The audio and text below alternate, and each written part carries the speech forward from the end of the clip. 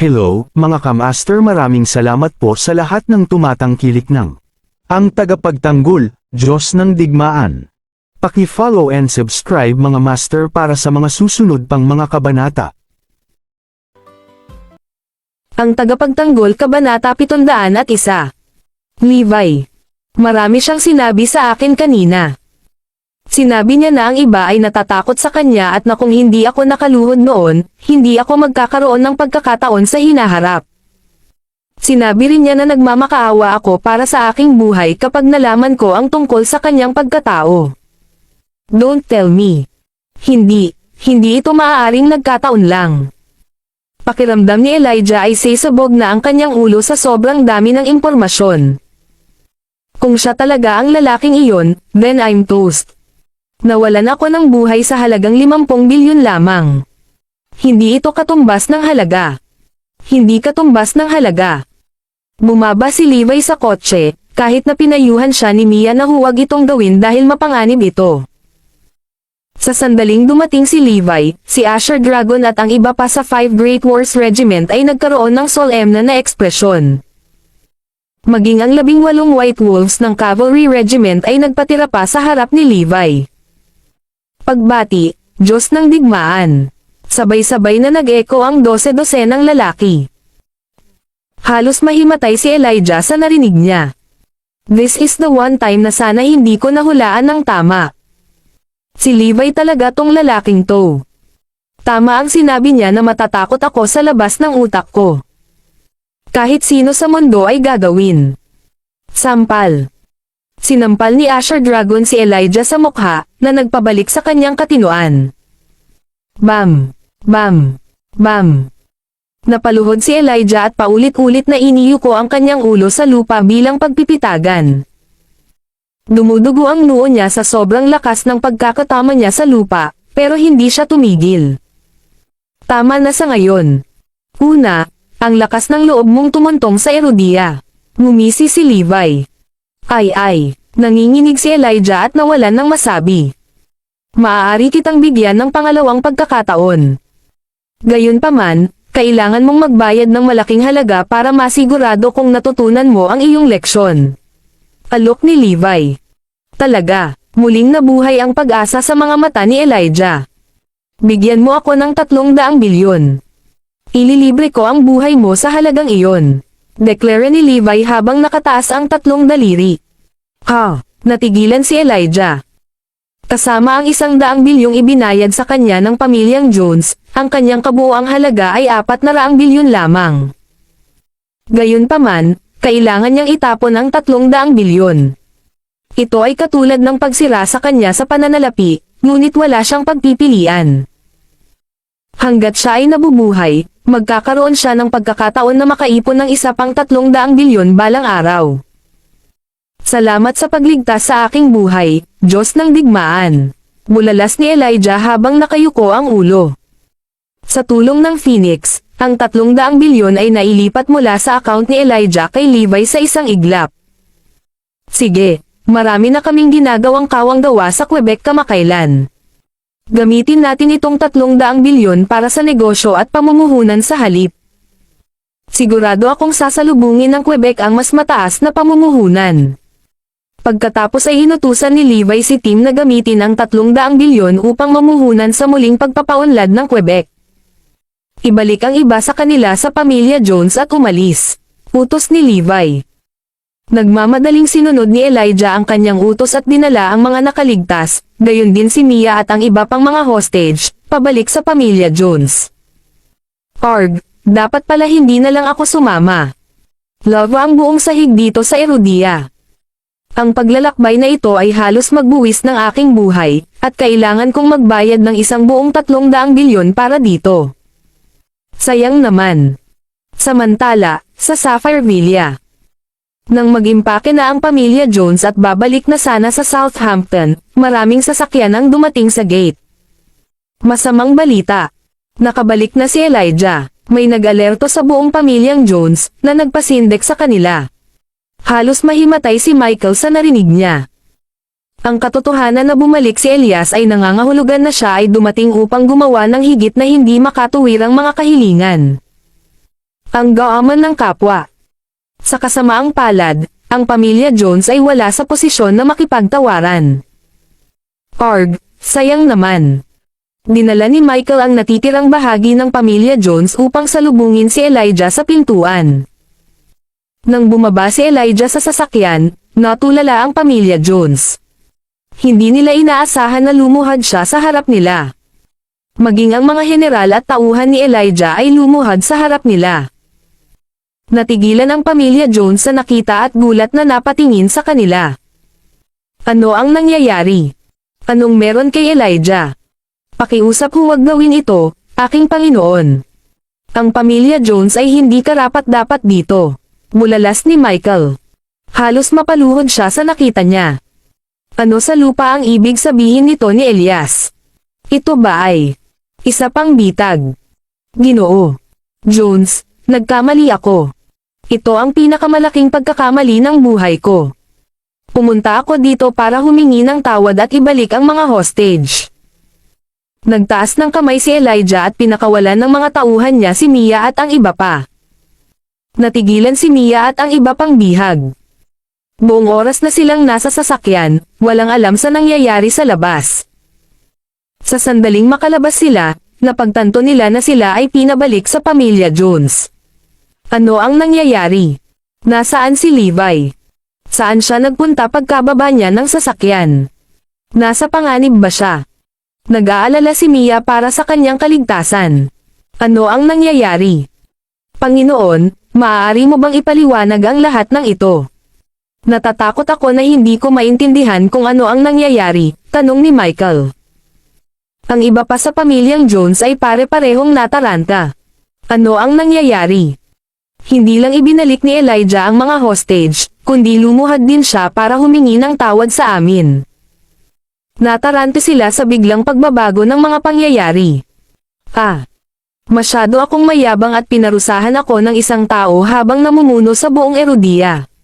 Napabuntong hininga si Elijah. Sa hinaharap, hindi ko hihigpitan ang pamilya Jones sa paggawa ng negosyo sa aking lugar. Sa katunayan, kung mayroon kang anumang kailangan mo ng tulong, huwag mag-atubiling hanapin ako.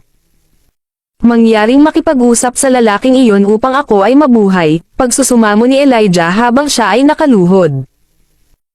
Kahit pabitiwan ako ni Levi sa pagkakataong ito, hindi siya magiging madali kung sasaktan ko siya sa ibang pagkakataon. Kailangan kong makuha ang kanyang lolo na magbigay ng magandang salita para sa akin. WHO. Natatakot akong mawala ka sa akin dito, tanong ni Michael. Ang iba ay pare-parehong nataranta. Sino kaya ang matatakot ni Elijah? Nag-e-exist ba ang ganyang tao? Ginoo Jones, hindi mo kailangang ilihim ito sa akin. Sa pagkakataong ito, ang Diyos ng digmaan ang sumulong upang tulungan ang pamilyang Jones. Ilang daan-daang mga tauhan ko ang namatay at muntik na rin akong baldado. Patawarin mo ako, Mr. Jones. Hindi ko alam na ang pamilyang Jones ay napakalapit sa Diyos ng digmaan. Kung hindi ako nang ahas na makipagkamay sa pamilya Jones. Sigaw ni Elijah. Hindi niya inaasahan na si Michael ang lolo ng Diyos ng digmaan. Diyos ng digmaan. Ibig mong sabihin ang lubos na iginagalang na tao sa Erudia, ang Diyos ng digmaan. Tanong ni Michael. Tama iyan. Lahat ay natatakot sa Diyos ng digmaan sa buong lupain. Aking Panginoon, sinasabi mo ba na ang pamilya Jones ay may koneksyon sa Diyos ng digmaan? Inulit ni Michael ang tanong niya. Tama iyan. Personal na bumaba ang God of War at pinakilos pa ang 5 Great Wars Regiment at ang Cavalry Regiment. Naranasan ko ang takot sa buhay ko. Paliwanag ni Elijah. Bakit hindi natin alam ang tungkol dito? Nagkatitigan ang pamilya Jones sa gulat. Kailan pa tayo nakakilala ng may kaugnayan sa God of War? Sige, Mr. Jones, aalis na ako ngayong naibalik ko na ang mga hostage. Baka anumang oras ay darating siya para sa akin. Dinala ni Elias ang kanyang mga tauhan at naghanda na umalis. Sandali lang, Panginoon. Maaari mo bang sabihin sa amin kung paano nauugnay sa amin ang Diyos ng digmaan? Tanong ni Michael. Tama iyan. Sabihin mo sa amin, Panginoon. Ang tagapagtanggol Kabanata 703. Natigilan si Elijah. Ipinapalagay niya na alam ni Michael at ng iba pa ang pagkakakilanlan ni Levi at naglalaro silang pipi, ngunit iba ang ipinakita ng kanilang mga aksyon. Tama iyan. Ang kanyang pagkakakilanlan ay isang lihim ng estado. Hindi nakakapagtaka kung hindi ito malalaman ng kanyang pamilya. Hindi rin ako pwedeng magpaalam sa kanila. Ilalagay ko lang ito sa paraang ito ang Diyos ng digmaan ay may malapit na kaugnayan sa pamilyang Jones at patuloy na paprotektahan ka hanggat handa kang tanggapin siya. Pagkatapos ay umalis si Elijah sa Sapphire Villa kasama ang kanyang mga tauhan. Tumakas siya kay Herodia, nag-aalalang magbago ang isip ni Levi. Totoo ba talaga na ang Diyos ng digmaan na tumalo sa 18 bansa at nagtagumpay sa bawat labanan ay may kaugnayan sa pamilyang Jones? Nanatiling nagdududa si Michael dito. Dapat lang. Tingnan mo kung gaano kritikot si Elijah. Sino pa kaya ito? Narinig ko na ang Diyos ng digmaan ay nagretiro na at kasalukuyang nasa Northampton. Ngunit paano nauugnay sa atin ang Diyos ng digmaan? Kumunat ang noo ni Michael. Lolo, nakalimutan mo si Uncle Anson. Paalala ni Tyler sa kanya. Si Michael ay may 7 anak, at ang kanyang bunsong anak na si Anson, ay sumapi sa sandatahang lakas sa murang edad. Parte daw siya ng Special Forces at nababalot ng lihim ang kanyang tungkulin. 5 taon na siyang hindi umuwi. Isang beses lang sa isang taon ang pinahintulutan niyang tawagan ang kanyang pamilya, karamihan ay para tiyakin sa kanila na siya ay buhay pa. Ang iba pa sa pamilya ay sumuko na kay Anson at hindi inaasahan na malaki ang kontribusyon niya sa pamilya. Gayunpaman, hindi nila inaasahan na siya ay nauugnay sa Diyos ng digmaan. Ito ay talagang isang malaking sorpresa sa pamilya Jones. Tama iyan. Sinabi sa amin ni Anson noong nakaraang taon na bahagi siya ng Iron Brigade ng God of War. Hindi ko ito sinabi sa inyo dahil ito ay lihim ng estado. Ang pagiging bahagi ng Iron Brigade ay nangangahulugan na direktang nag-uulat siya sa God of War. Baka general siya para sa lahat. Ang Diyos ng digmaan ay malamang na pumasok para sa kapakanan ni Anson. Kung ang Diyos ng digmaan mismo ang tumulong kay Anson, nangangahulugan ito na mayroon siyang napakataas na ranggo. Tuwang-tuwa si Michael nang maisip iyon. Ang pamilyang Jones ay ang Diyos ng digmaan bilang aming tagapagtaguyod. Sa wakas, oras na para bumangon ang pamilya Jones ngayon. Ang iba pa sa pamilyang Jones ay natuwa rin. Hindi nila inaasahan na tutulungan ng Diyos ng digmaan ng Herodia ang mga Jones. Ang Anson ay ang pagmamalaki at kagalakan ng pamilya Jones. Kaya nating lahat na matuto mula sa kanya. Naghiyawan ang lahat. Sa kabilang banda, nanatiling may pag-aalinlangan si Mia. May mali. Parang may kinalaman ito kay Levi. Nasaan si Levi? Tanong ni Michael. Malamang nakatakas siya sa kaguluhan. May nagmungkahi. Tinawian ni Wales, Mia, pagkatapos kung paano mo siya tretuhin bilang isang kamag-anak, tumakas siya sa harap ng panganib at iniwan ka. Hindi mo naiintindihan, sinubukang ipaliwanag ni Mia. Hindi ka na pinapayagang makipag-interact kay Levi. Kung hindi kita bibitawan. Nagbabala si Michael. Pagkatapos ay inutusan niya si Wallace, ipaalam kay Levi na hindi na siya kilala ngayon. Ako, si Michael Jones, ay hindi kumikilala sa kanya bilang aking apo at hindi na siya pinapayagang tawagin ang kanyang sarili bilang bahagi ng pamilya Jones. Tumanggo si Wallace at ang iba, tama. Ngayong naayos na ang usapin kay Elijah, wala na siyang silbi sa atin. Hindi na namin hahayaang gamitin pa niya ang pangalan ng pamilyang Jones. Ang tagapagtanggol Kabanata 704. 300 bilyon kapalit ng buhay ni Elias. Napakaganda ng mood ni Levi.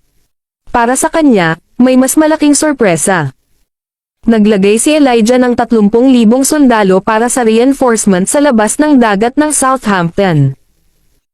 Ito ay hindi lamang isang taktika upang takutin ang pamilya Jones, ngunit mayroon talagang 30,000 sundalo.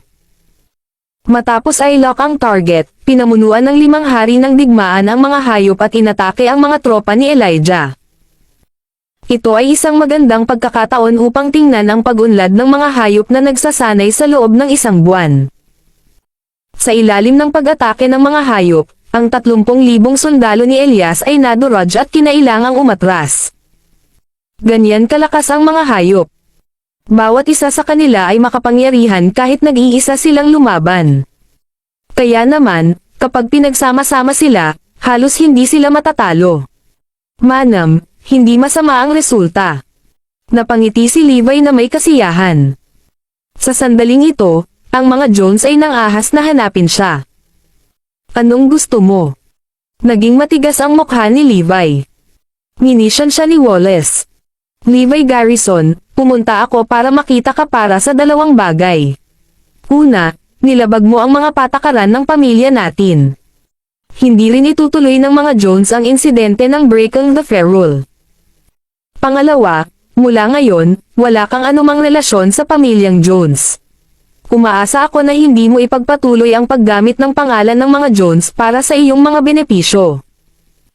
Kung hindi ito ang pangangailangan para sa isang scapegoat, ang mga Jones ay hindi kailanman makikilala ang iyong pagkakakilanlan. Ngayong maayos na ang mga bagay, mas mabuting alam mo na kung saan ka nakatayo. Ang isang taong tulad mo ay hindi magkakaroon ng karapatang tumawid sa mga pintuan ng pamilya Jones. Sinasabi ko sa iyo ngayon, sinusuportahan ng Diyos ng digmaan ang ating pamilya. Lalong lalakas ang mga Jones, kaya ang mga basurang tulad mo ay hihilahin lamang pababa sa mga pamantayan ng mga Jones. Huwag na huwag mong isipin na tumuntong sa Jones residence, dahil hindi ka karapat-dapat. Ang nakababatang Joneses ay ngumisi at ngumisi. Sa hinaharap, kung narinig kong muli mong ginagamit ang pangalan ng pamilyang Jones, babuliin ko ang lahat ng mga paa mo. Markahan mo lang ang mga salita ko. Mahigpit siyang binalaan ni Wallace saka umalis kasama ang iba pang mga Jones. Nagkibit balikat si Levi. Napakabata. Si Zoe na nasa gilid, malinaw na nasaksihan ang lahat. Medyo nakakaawa si Levi.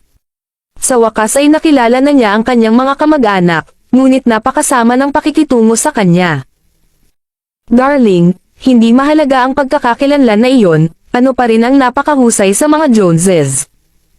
Inulo ni Zoe si Levi.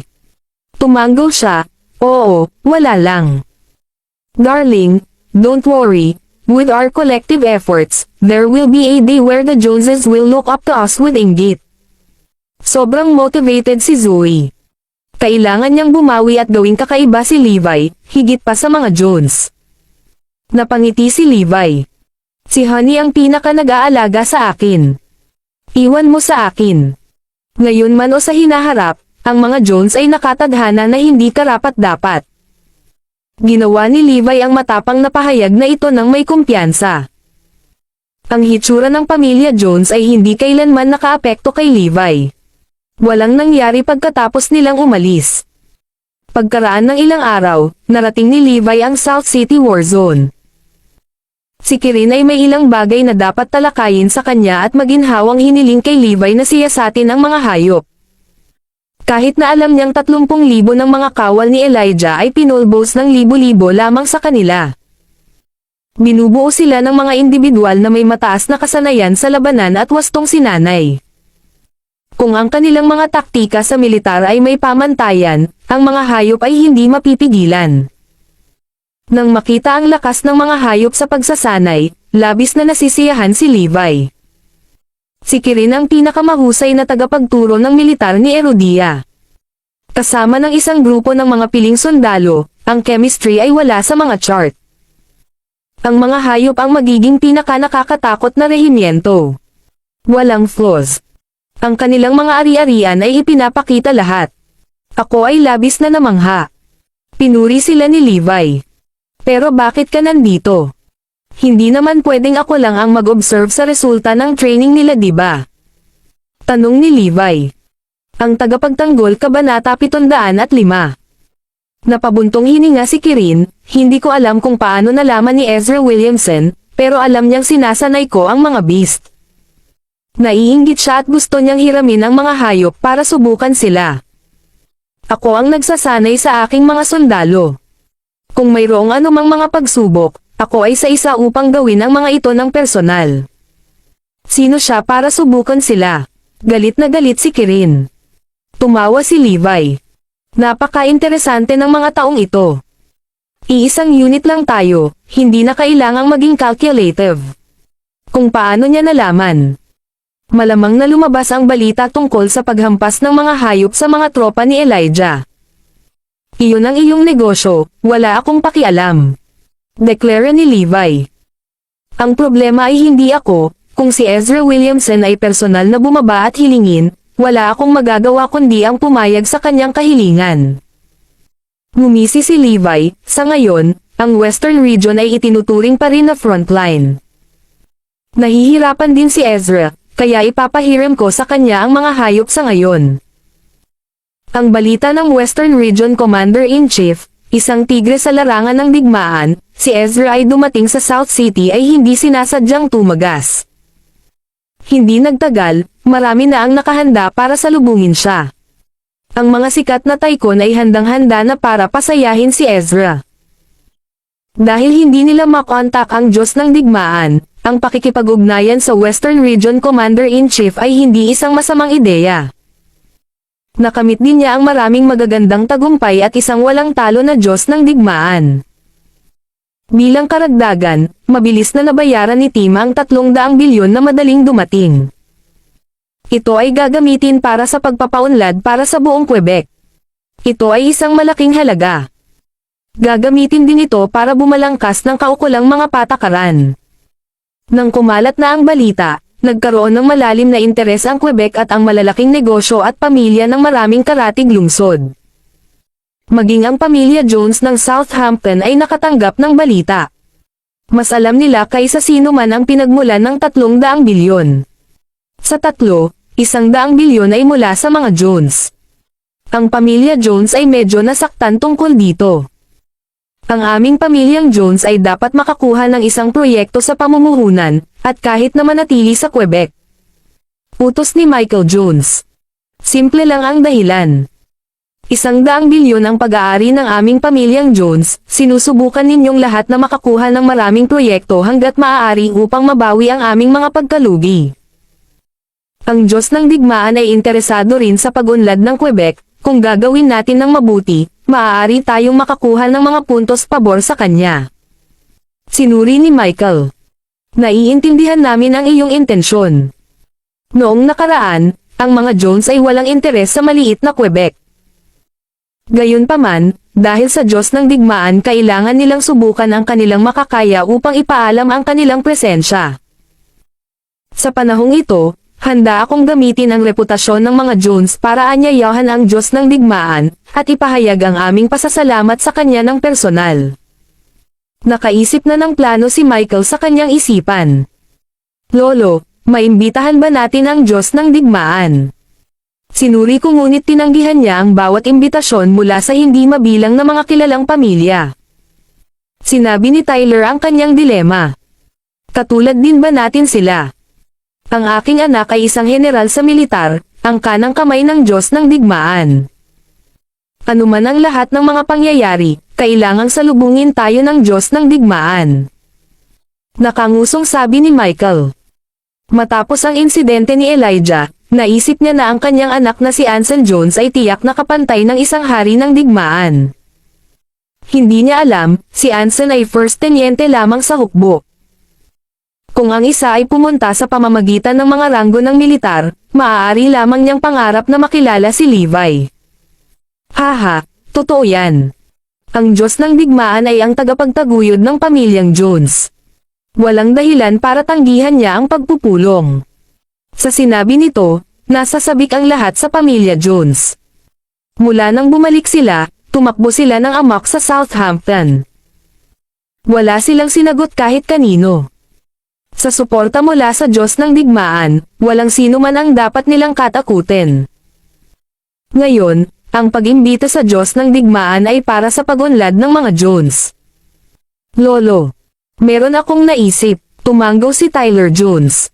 Tumanggaw si Tyler Jones. Ang tagapagtanggol Kabanata 706. Sabihin mo na, Tyler.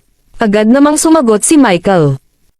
Lolo, kung gusto nating pasalamatan ang Diyos ng digmaan, tiyak na tatanggihan niya ang anumang material na regalo.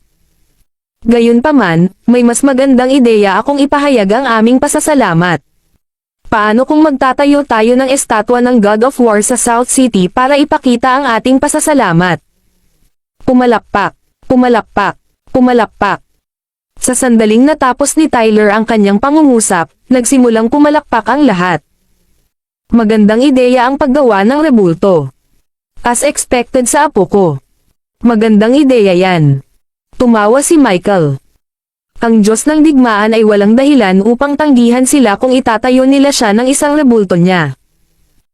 Higit pa rito, malalaman ng iba na ang mga relasyon sa pagitan ng mga Jones at ng Diyos ng digmaan ay mahigpit na niniting. Ito ay simpleng pagpatay ng 2 ibon gamit ang isang bato. Dahil nakapagdesisyon na tayo, itatayo natin agad. Tyler, ikaw ang namamahala sa proyektong ito. Utos ni Michael. Ang mga Jones ay nagpapakita na ngayon ng kanilang pasasalamat sa Diyos ng digmaan na may mga nakatagong intensyon. Ama, ayon sa mga alingaw-ngaw, ang Western Region Commander-in-Chief, Ezra Williamson, ay darating sa South City. Paalam ni Wallace. Pumunta ka. Dapat natin siyang tanggapin sa pangalan ng mga Jones. Ang taong tulad ni Ezra Williamson ay general ng Diyos ng digmaan. Kailangan nating tanggapin siya ng may lubos na paggalang, at ipaabot ang mabuting kalooban sa Diyos ng digmaan. Muling nagdesisyon si Michael. Bagamat sikreto pa rin ang katayuan ni Anson, pakiramdam ko ay malapit ang kanyang ranggo kay Ezra Williamson.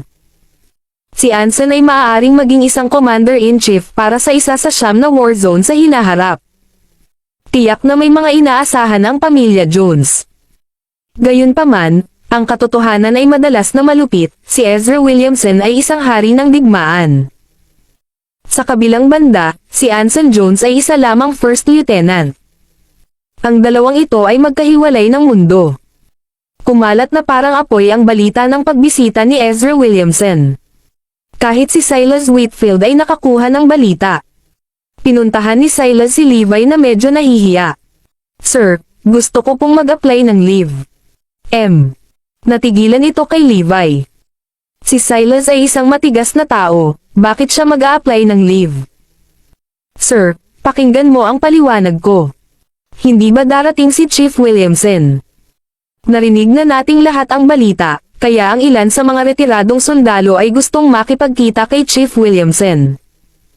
Magkakaroon ng war retirees gathering at hindi ko sila matatanggihan. Naipit si Silas sa pagitan ng isang bato at isang matigas na lugar. Sige, walang problema. Ang iyong bakasyon ay naaprubahan. I will be around para walang dapat ipag-alala. Paniniguro ni Levi sa kanya. Salamat sir. Nagsulot si Silas. Siya na siguro ang pinakamaswerteng bodyguard sa mundo sa napakasimpleng dahilan. Personal na tinakpan ng dakilang Diyos ng digmaan ng Erudia ang kanyang shift. Kung ang balitang ito ay ilalabas, ang buong mundo ay magugulat na hindi makapaniwala. Gayunpaman, ganoon ang mga bagay, at nangyari ito. Walang magawang tumawa si Levi. Narito ang punk na ito upang humiram ng mga sundalo ngunit siya ay nagdulot ng malaking kaguluhan. Mas malaki pa ang ginawa niya kaysa sa akin. Dapat siyang kumuha ng isang pahina sa libro ni Percy. Noong nakaraan, nang bumalik si Levi sa Northampton, nagdala siya ng daan-daang fighter jet at 100,000 sundalo para sa isang dahilan.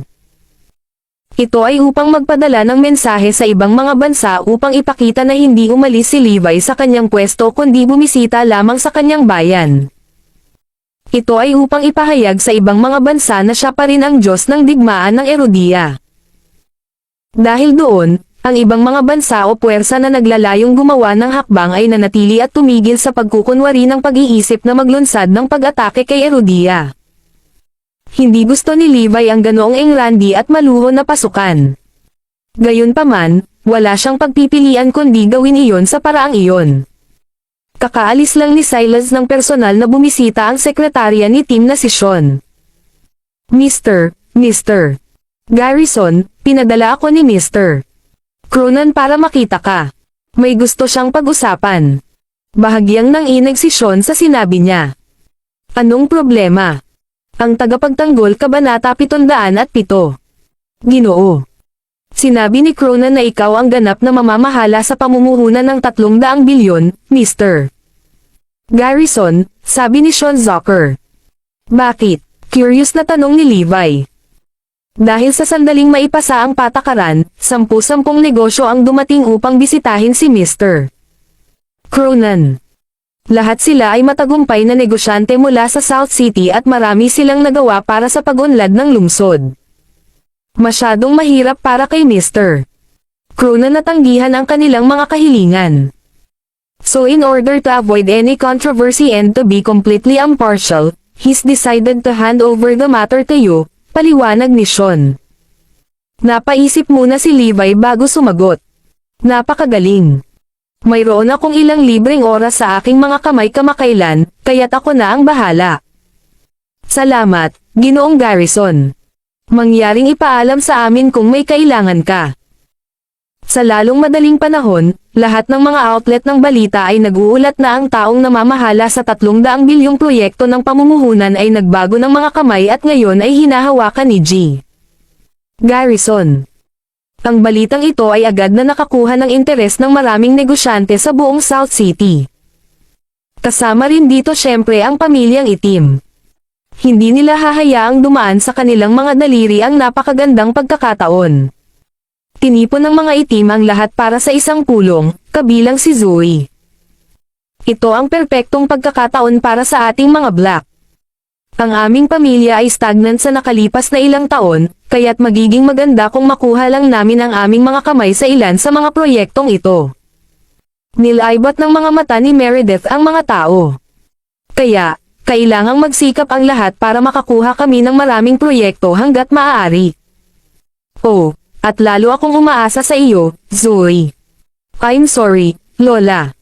Ngunit ang aming kumpanya ay hindi tatakbo para sa anumang mga proyekto sa oras na ito. Sa dami ng mga mapagkukunan at pondo na mayroon ang Morris Group, hindi na nila kailangang makisali sa kompetisyon. Ngunit kailangan mong mag-isip para sa pamilyang Black. Ang sinasabi ni Lola ay kumuha ka ng ilang proyekto sa ngalan namin, giit ni Meredith. Natatakot ako na medyo mahirap iyon, Lola. I can't bid for those projects using my company but if I use my own, it will be very tough. Ayaw ni Zoe na gamitin ang resources ng kumpanya para sa mga personal na bagay. Nagdilim ang mukha ni Meredith. Sa totoo lang, wala akong pakialam. Dapat bigyan natin si Zoe ng isang misyon na hindi niya matatanggihan. Pagkatapos ng lahat, tandaan na pinilit niyang pakasalan si Levi Garrison. Sigaw ni Jenny. Nanlaki ang mga mata ni Meredith sa paalala ni Jenny. Tama iyan. Zoe, narito ang iyong misyon. Kailangan mong bigyan kami ng isang proyekto na nagkakahalaga ng hindi bababa sa 50 bilyon. Bakit mo ako pinipilit, Lola? Tanong ni Zoe na parang hindi maintindihan. Kasi, gusto mong magpakasal kay Levi, di ba? Wala sa aming mga black ang sumusuporta sa kasal mo. Pero hanggat bibigyan mo kami ng project na nagkakahalaga ng 50 bilyon, hindi ka namin pipigilan ng magulang mo. Kung hindi, hanggat nasa paligid tayo, makakalimutan mong pakasalan si Levi. Mariing iginiit ni Meredith. Ano? Natigilan si Zoe sa kinatatayuan. Naisip niya na ang pamilyang itim ay mas mahusay kaysa sa pamilyang Lopez. Ngunit sa nangyari, pareho silang lahat. Lahat sila ay tinatrato siya na parang siya ay walang iba kundi ang kanilang sanglaan, isang kasangkapang gagamitin. Sa napakalaking kita na tumutokso sa kanila, wala silang pakialam kung hindi makatwiran ang kanilang mga kahilingan. Huwag kang mag-alala. Sa iyong mga mapagkukunan, hindi ito dapat maging problema para sa iyo. Isa pa, tutulungan din kita. I'll get in contact with the person in charge as soon as possible, nakangiting sabi ni Logan. Napatingin si Zoe sa mga tao sa paligid niya. Lola, hindi ako papayag dito. Bakit kailangan kong gawin ito? Fine, pwede mo naman akong tanggihan. But you can kiss your plans to marry Levi goodbye as long as I'm live. I swear gagawin ko ang lahat para pigilan ka. Galit na sabi ni Meredith. Ang lahat ng iba pa sa pamilyang Black ay may parehong saloobin din. Ang tagapagtanggol Kabanata 708. Ayaw palampasin ng pamilyang Itim ang pagkakataong ito, ngunit wala silang eksaktong kakayahan na kumuha ng anumang mga proyekto. Si Zoe naman ay iba. Sinuportahan siya ng Morris Group. Sa katunayan, hanggat gusto niya, hindi rin magiging ganoon kahirap para sa kanya na makuha ang kanyang mga kamay sa ilan sa mas malalaking proyekto. At saka, kung hindi magtagumpay si Zoe, magkakaroon sila ng perpektong dahilan para paghiwalayin sina Zoe at Levi.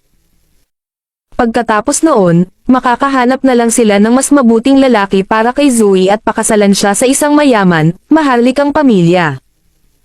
Alinmang paraan, ito ay isang win-win na sitwasyon para sa Blacks.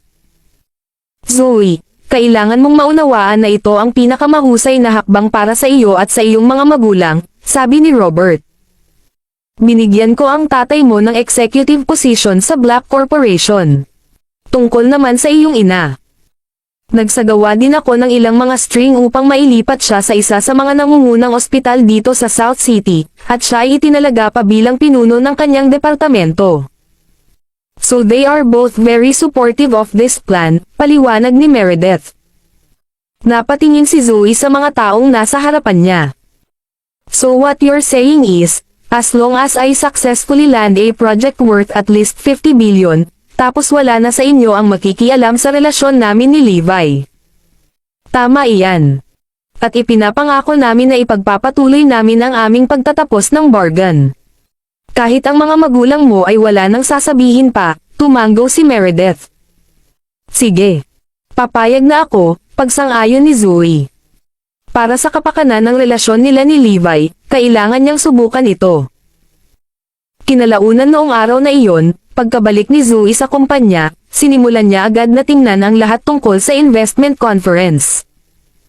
Lumapit sa kanya ang sekretarya niya. Ms.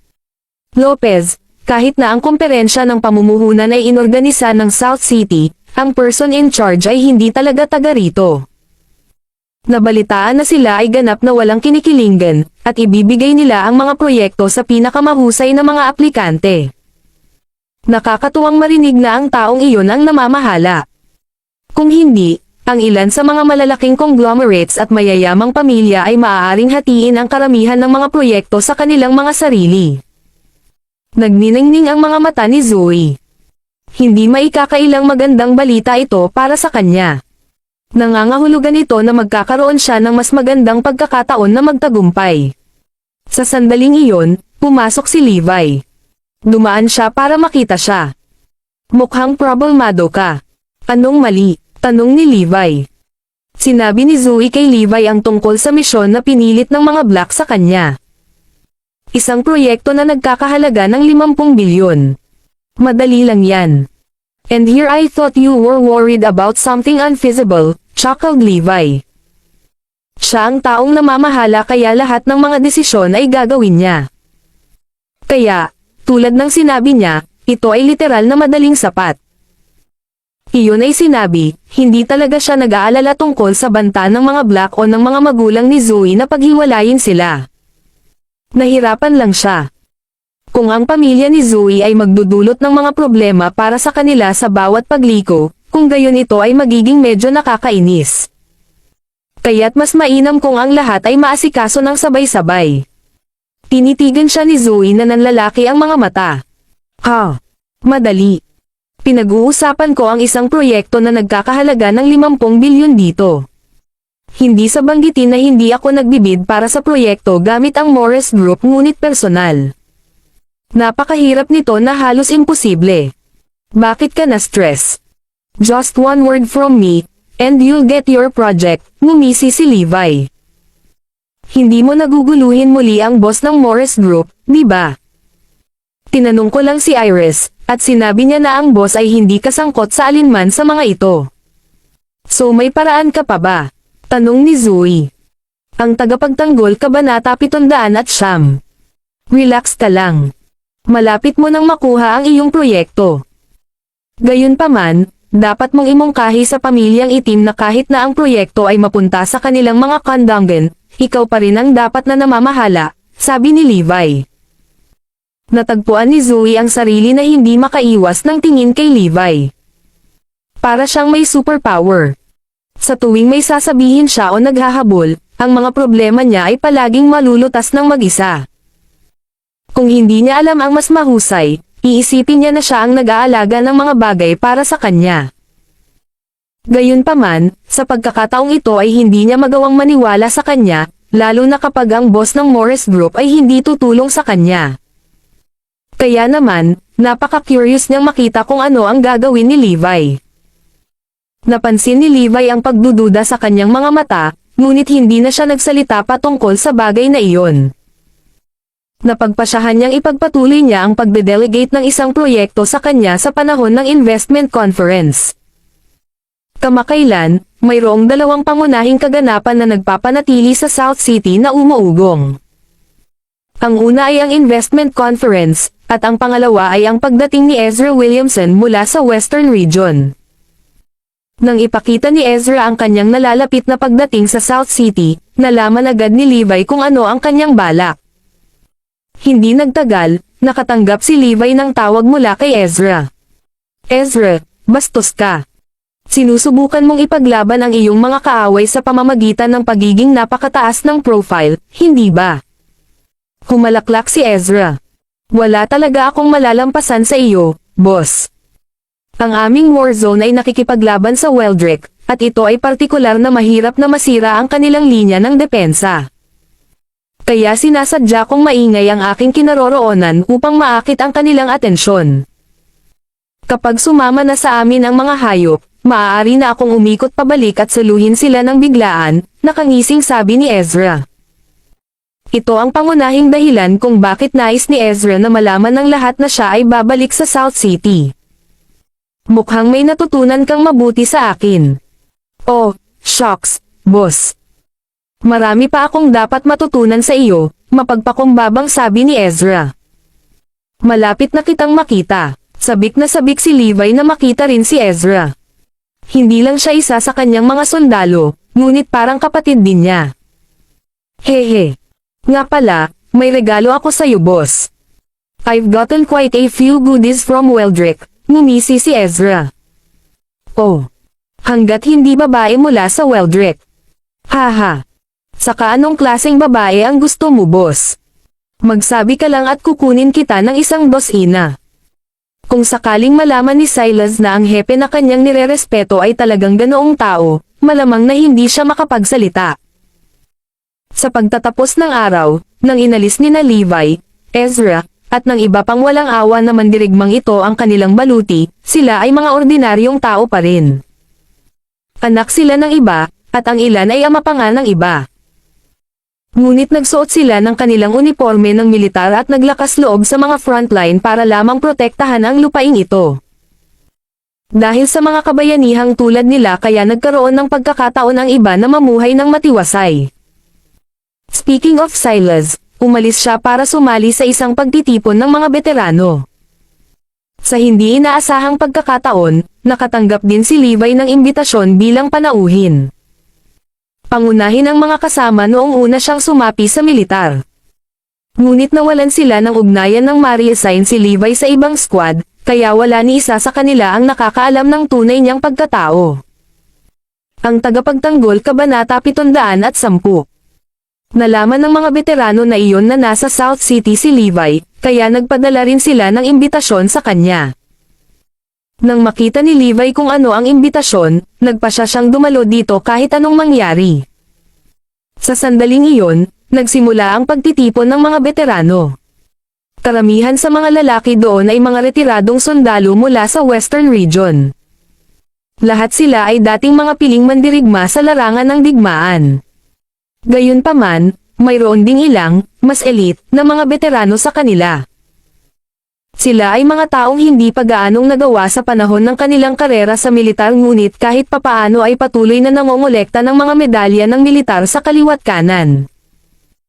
Ang pagtitipon na ito ay hindi lamang dinaluhan ng mga taga-Western Region kundi mayroon ding mga nagmula sa ibang war zone na hindi pa nakikilala ni Silas. Ngayong magkakasama na silang lahat, ang pinakakaraniwang paksa ng pag-uusap ay ang kanilang mga kasalukuyang trabaho. Ang ilan sa kanila ay nagbago ng karera at pumunta sa iba pang larangan, ngunit ang karamihan ay patuloy na nagtatrabaho bilang mga bodyguard o security personnel. Ang isang pangunahing punto ng interes para sa pagtitipon ay si Silas. Sa totoo lang, marami pang mga babae sa paligid, ngunit si Silas ang masasabing pinakamaganda sa grupo. Lalo na ngayong nakabihis na siya, ang ganda niya gaya ng kahit sinong celebrity out there. Natural, marami sa mga lalaki doon ang interesado sa kanya. Noong nasa militar sila noon, wala ni isa sa kanila ang nangahas na guluhin ang mandirigmang prinsesa na ito. Ngunit ang mga bagay ay iba na ngayon. Silas, nabalitaan ko na ikaw ay kasalukuyang nagtatrabaho bilang isang personal na bodyguard. Tama, tumanggaw si Silas. Kamusta ang bayad? Sa palagay ko ito ay hindi bababa sa 7 o 800,000.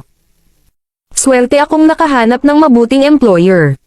Mga 10 milyon ang sahod ko plus isang bahay at kotse, tapat na sagot ni Silas. Ano? Lahat ay nakatingin sa kanya na parang hindi makapaniwala. Ang pagdinig sa sweldo lamang ay sapat na upang mataranta ang karamihan sa katahimikan. Ikinagulat din nito ang mga lalaking dating interesado sa kanya. Kinailangan nilang pag-isipang muli ang mga bagay ngayong bigla na lang siyang wala sa kanilang liga. Silas, kumukuha pa ba ang amo mo? Available tayong lahat. Sure, pwede akong magtanong. Dahil doon, lumabas si Silas at tinawagan si Levi para suriin siya. Sa totoo lang, iniisip ko lang na bumuo ng isang first class na security team, kaya talagang kumukuha ako.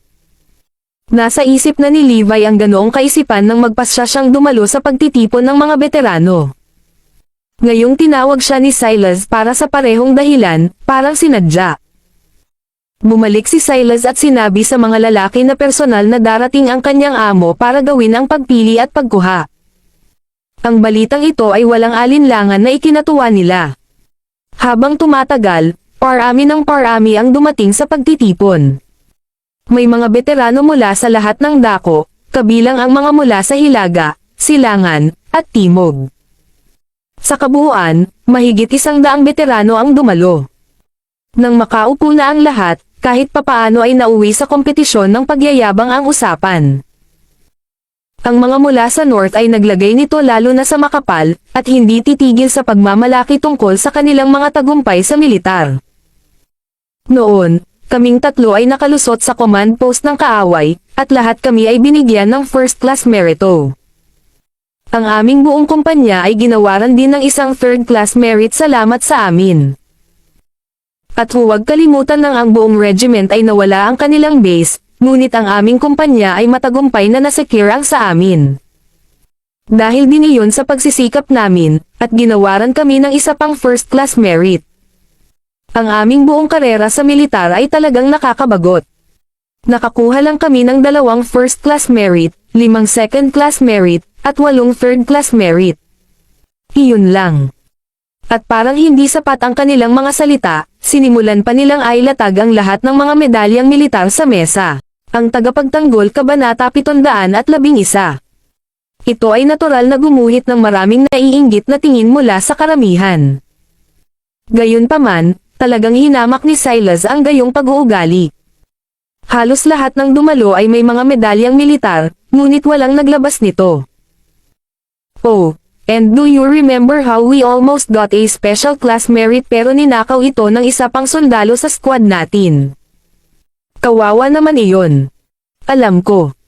Kami ang nakatagpo ng intel, ngunit ninakaw lang ng lalaking iyon ang kredito mula sa ilalim namin. Hay nako. Galit pa rin ako sa lalaking iyon hanggang ngayon. Kung hindi dahil sa kanya, mas maganda ako ngayon. Nagbubulungan lahat ang grupo ng mga lalaki. Pagkatapos ng lahat ng pagmamayabang na iyon, dumating ang iba pang mga veterano upang malaman ang kanilang mga pangalan, na sina Brad Guzman, Xerxes Lewinsky, at Gordon Wheeler. Hindi inaasahan ni Silas na ang mga lalaking iyon ay minsang naging mga kasama ni Levi. Nagsimula si Levi bilang isang pribado bago palihim na itinalaga sa hilagang rehiyon.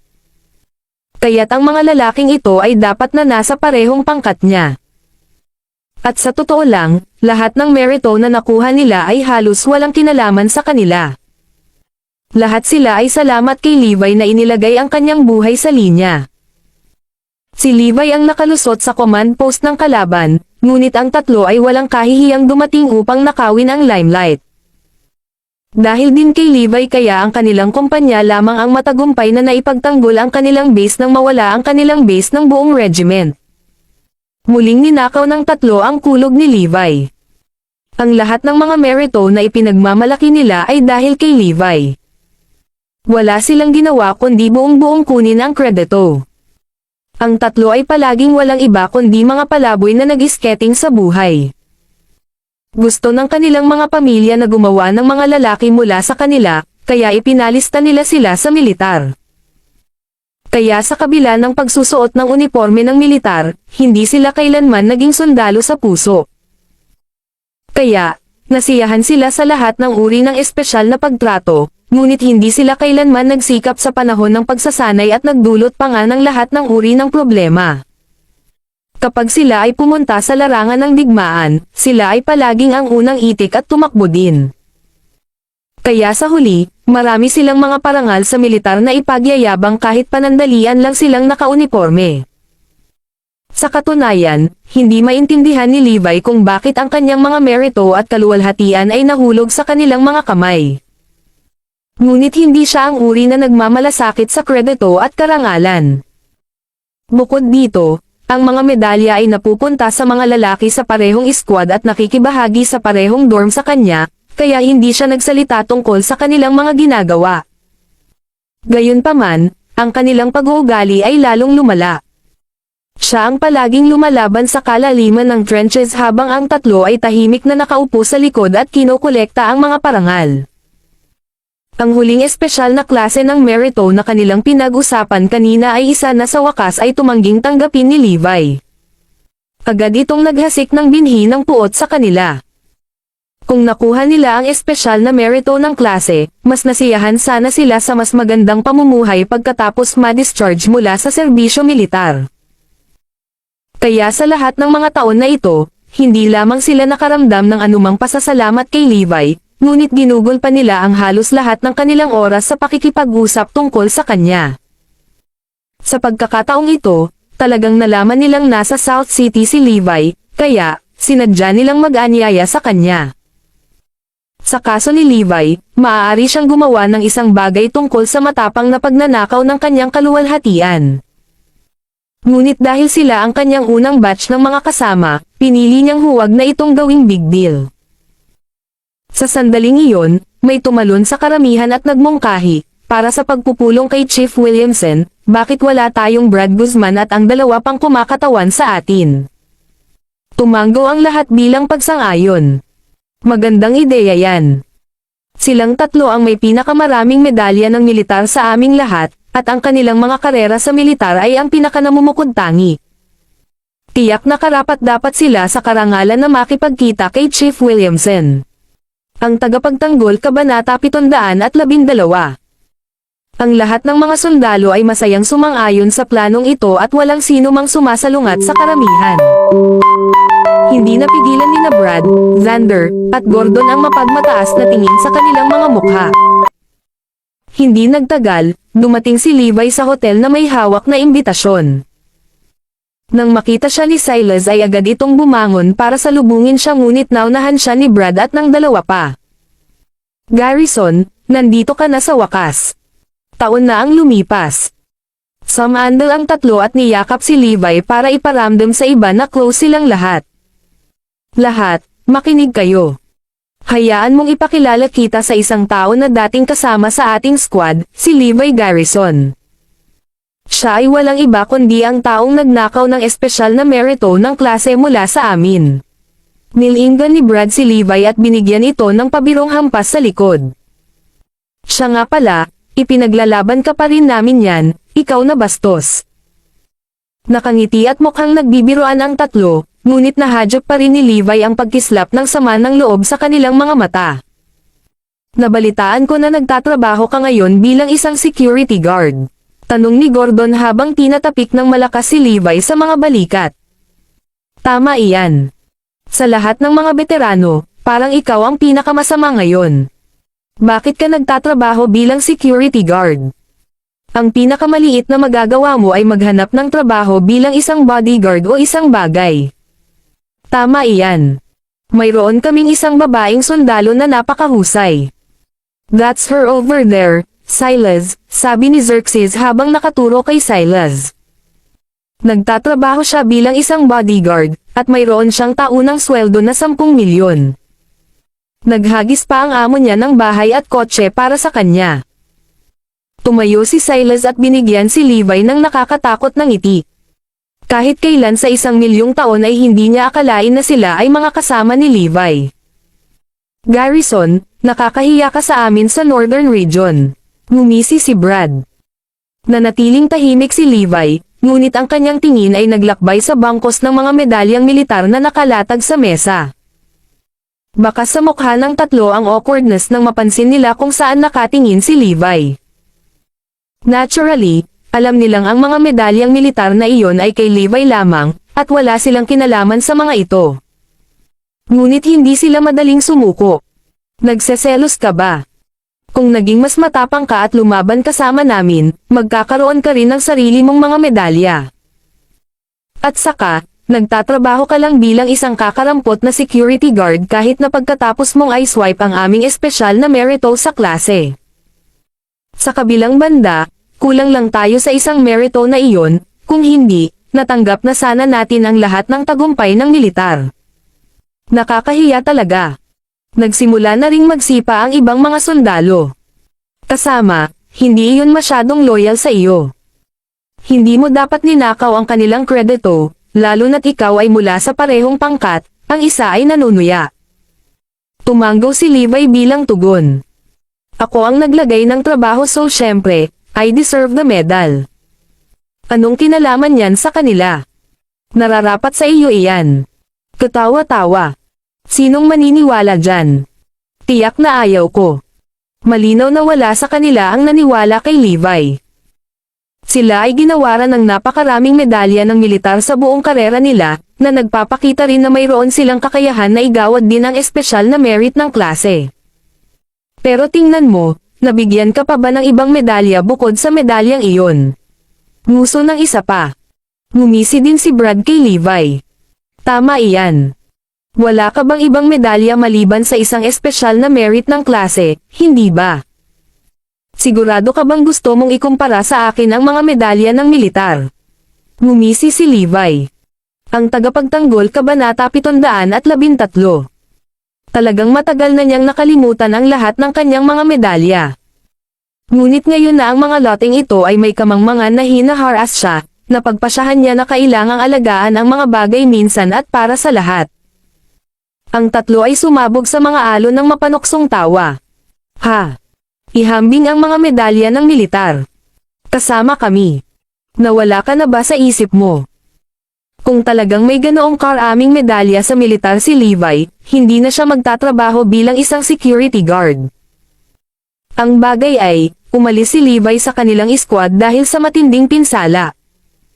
Kaya, natural nilang ipinapalagay na ang kanyang karera sa militar ay natapos din noon. Ngunit lingid sa kanilang kaalaman, si Levi ay na-reassign lang sa isang top secret squad.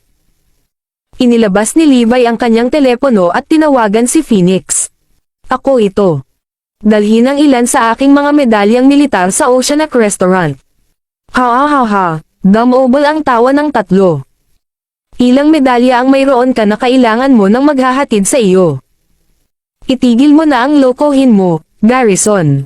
Ngumisi si Gordon. Kitang-kita rin sa mga mukha ng ibang mga veterano ang mga ngisi. Masaya silang naaaliw sa maliit na palabas ni Levi. Ang bagay ay, Ang tatlo ay talagang nagkaroon ng napakaraming medalya ng militar at hindi may kakaila ang pinakapinapuri sa lahat sa pagtitipon. Ang iba pang mga veterano, na kasing matagumpay ng kanilang mga karera, ay wala man lang kalahati ng maraming medalya gaya nila. Kaya't malinaw na gagawin lamang ni Levi ang kanyang sarili na tanga, lalo na't siya ay medyo ordinaryo kung ikukumpara sa lahat. Nang makita ang lahat ng ito, labis na nabalisa si Silas. Isang malamig na kislap ng pawis ang bumuhos sa buong katawan niya. Nais niyang sabihin sa lahat ang tungkol sa tunay na pagkakakilanlan ni Levi, ngunit nagbago ang isip niya matapos makita ang determinadong hitsura sa mukha nito. Ibinalik ni Levi ang atensyon kay Brad at sa dalawa pa. Napataas ang kilay niya sa mga mapang asar nilang ekspresyon. Maaari ka bang matulog sa gabi na alam mong kinuha mo ang dapat na akin? Hindi ba kayo nakakaramdam ng kahit isang onsa ng kahihiyan? Ako. Saglit na nag-alinlangan ang tatlo bago mabilis na nakabawi. Ano bang pinagdadaldol mo? Ginawaran kami ng mga medalyang ito dahil inilagay namin ang aming buhay sa linya. Ang lahat ay maayos na naidokumento sa mga file, at ang isang madaling paghahanap ay magpapatunay sa amin na tama. Sino ka para subukan at nakawin ito sa amin? Kasuklam-suklam ka, Garrison.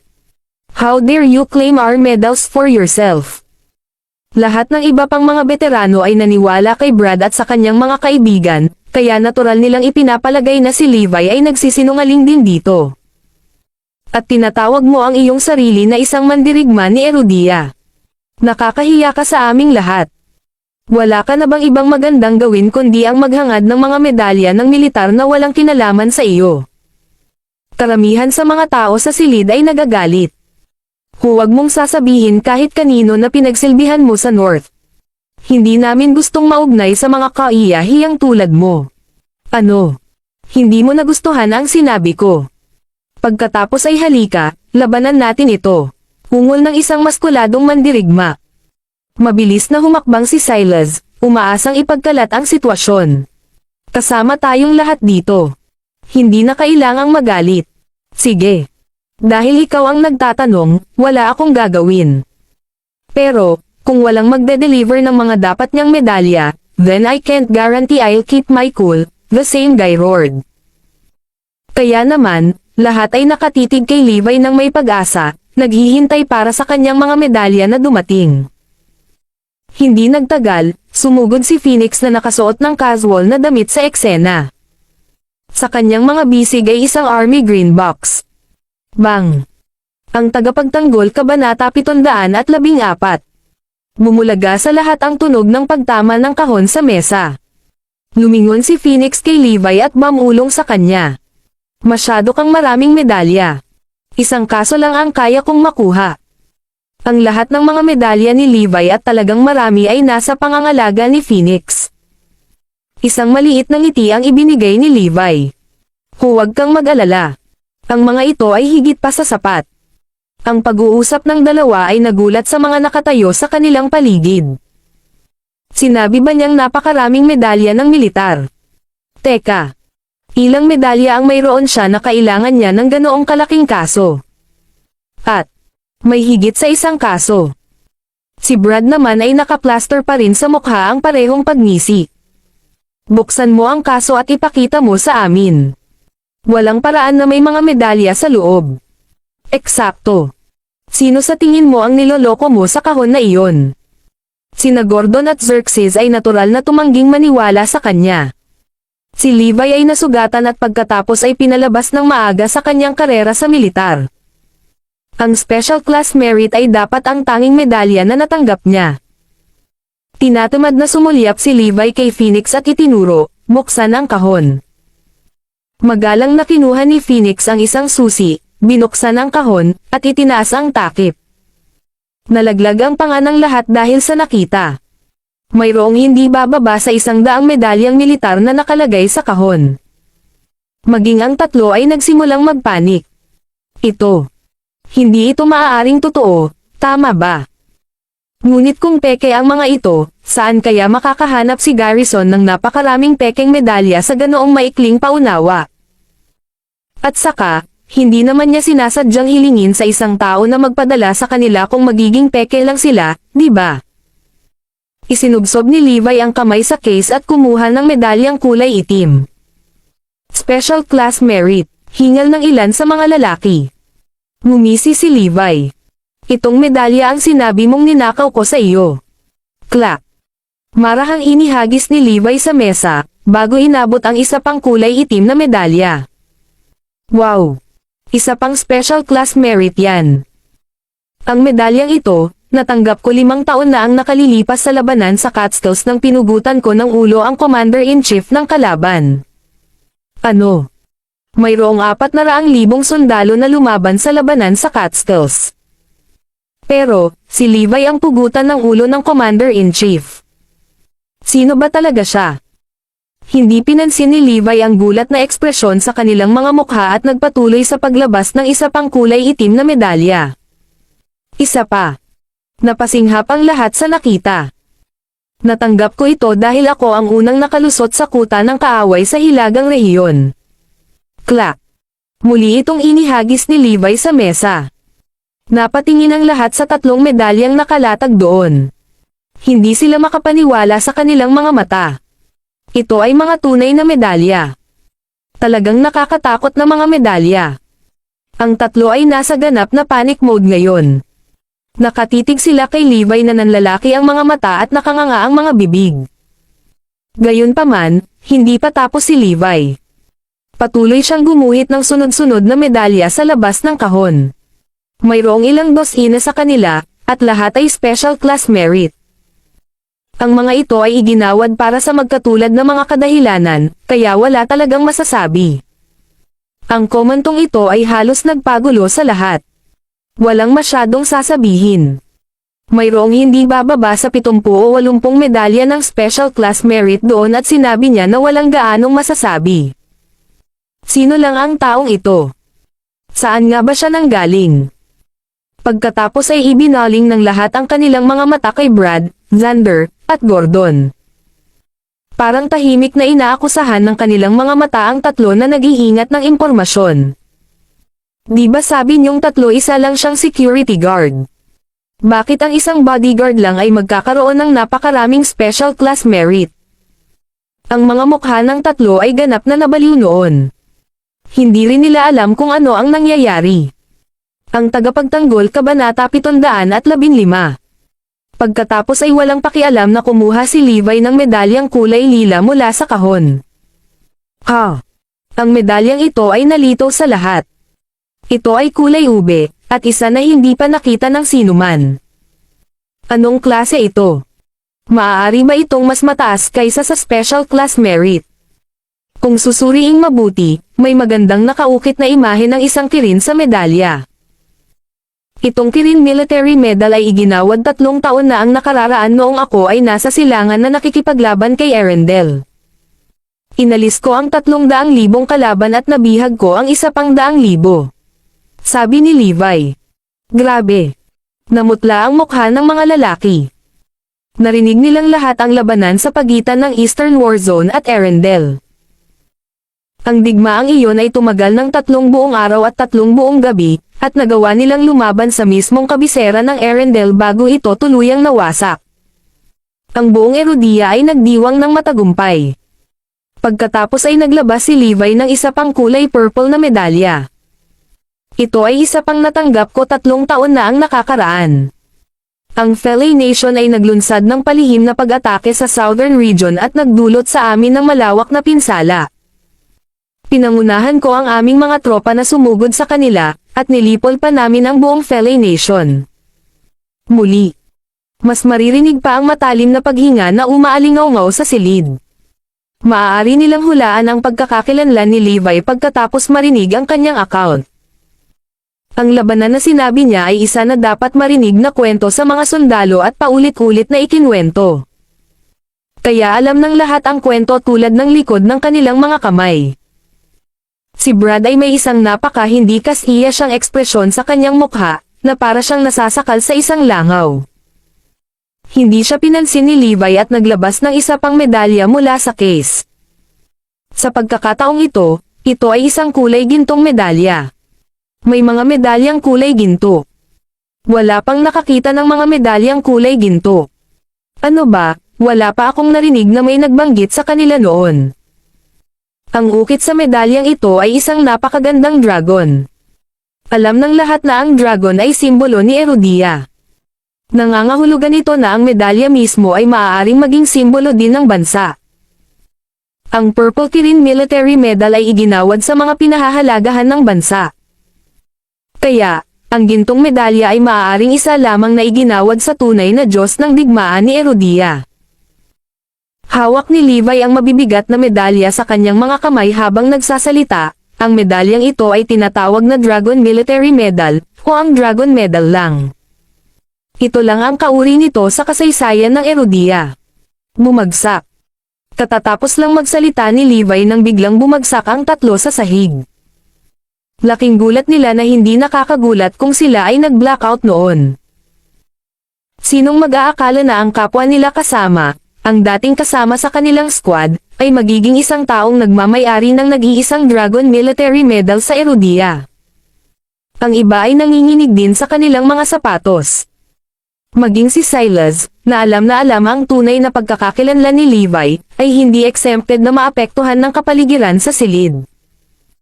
Ang paghahanap sa kanilang mga sarili na nakatayo sa harap ng isang napaka-revered na tao ay nagpabilis ng kanilang dugo sa tuwa. Ngunit hindi pa tapos si Levi. 2 taon na ang nakalilipas, gamit ang sarili kong kamao, natalo ko ang isang koalisyon ng hukbo kasama ang 18 Nation Alliance. Upang parangalan ako sa aking walang kap-oras na kakayahan, ginawaran ako ni Erudia ng Dragon Medal na ito at itinaas ako sa isang 5-star na ranggo na God of War.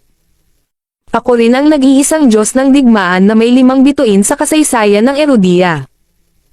Iyon ang rurok ng aking karera, at ang aking pangalan ay naisulat sa kasaysayan.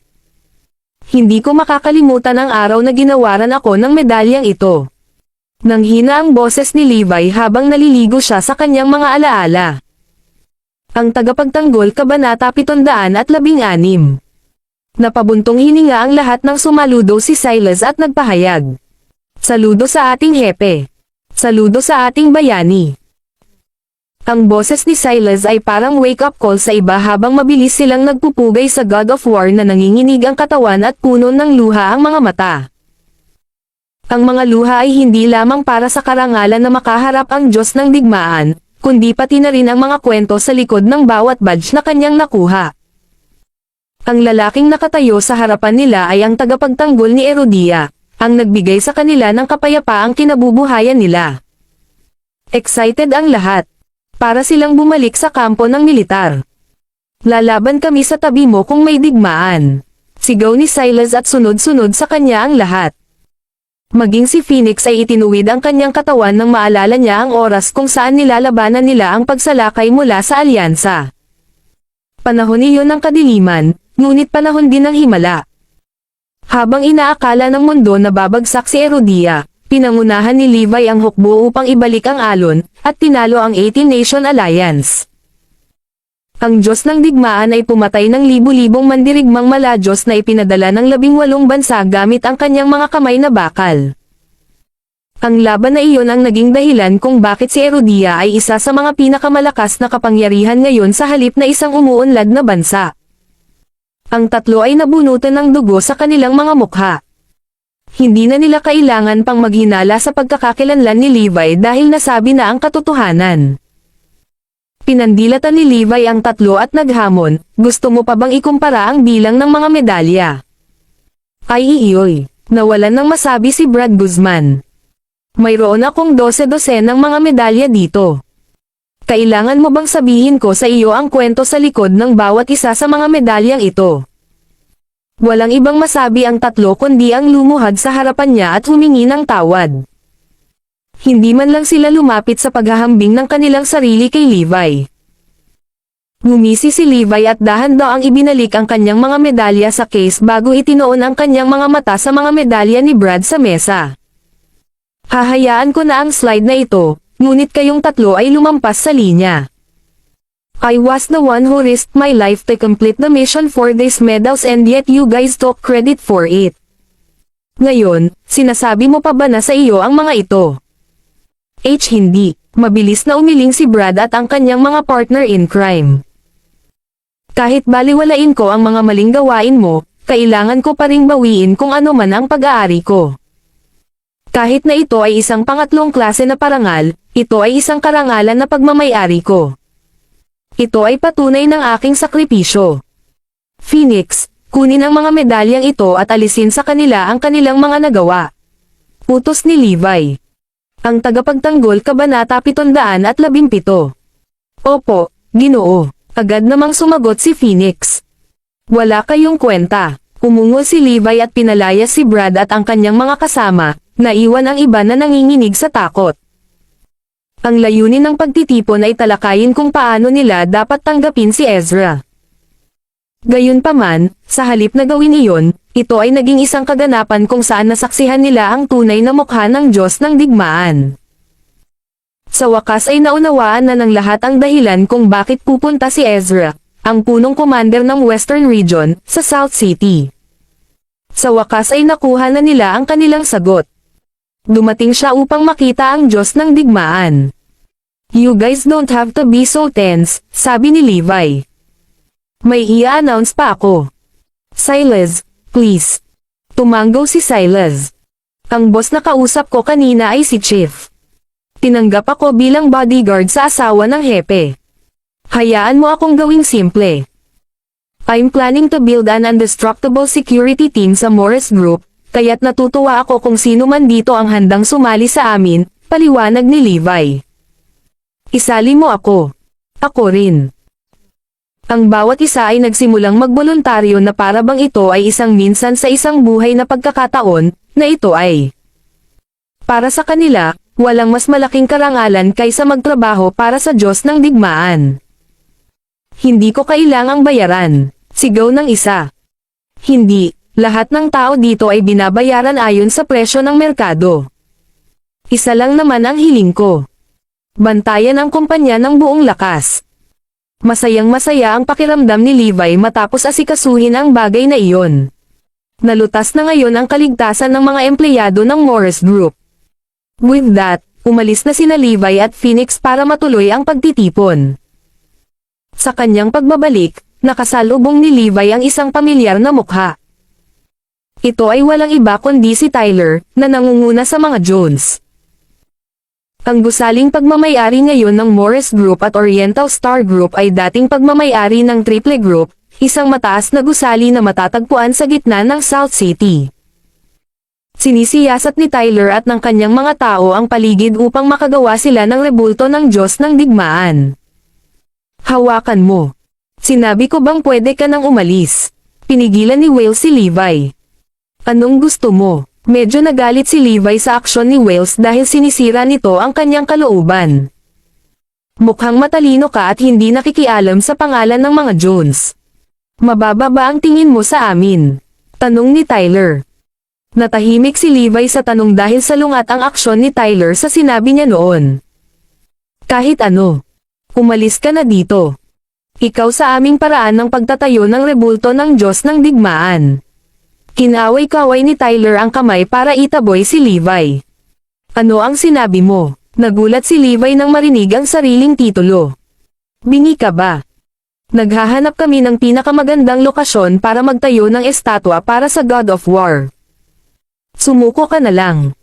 Hindi gusto ng Diyos ng digmaan ang lahat ng mga kalokohang ito. Ang tagapagtanggol Kabanata 718. Ano ang sinabi mo? Natigilan ang lahat sa isinubo ni Levi at hindi makapaniwalang tinitigan siya. Hindi ito magugustuhan ng Diyos ng digmaan. Ikaw lang ba talaga nagsabi niyan?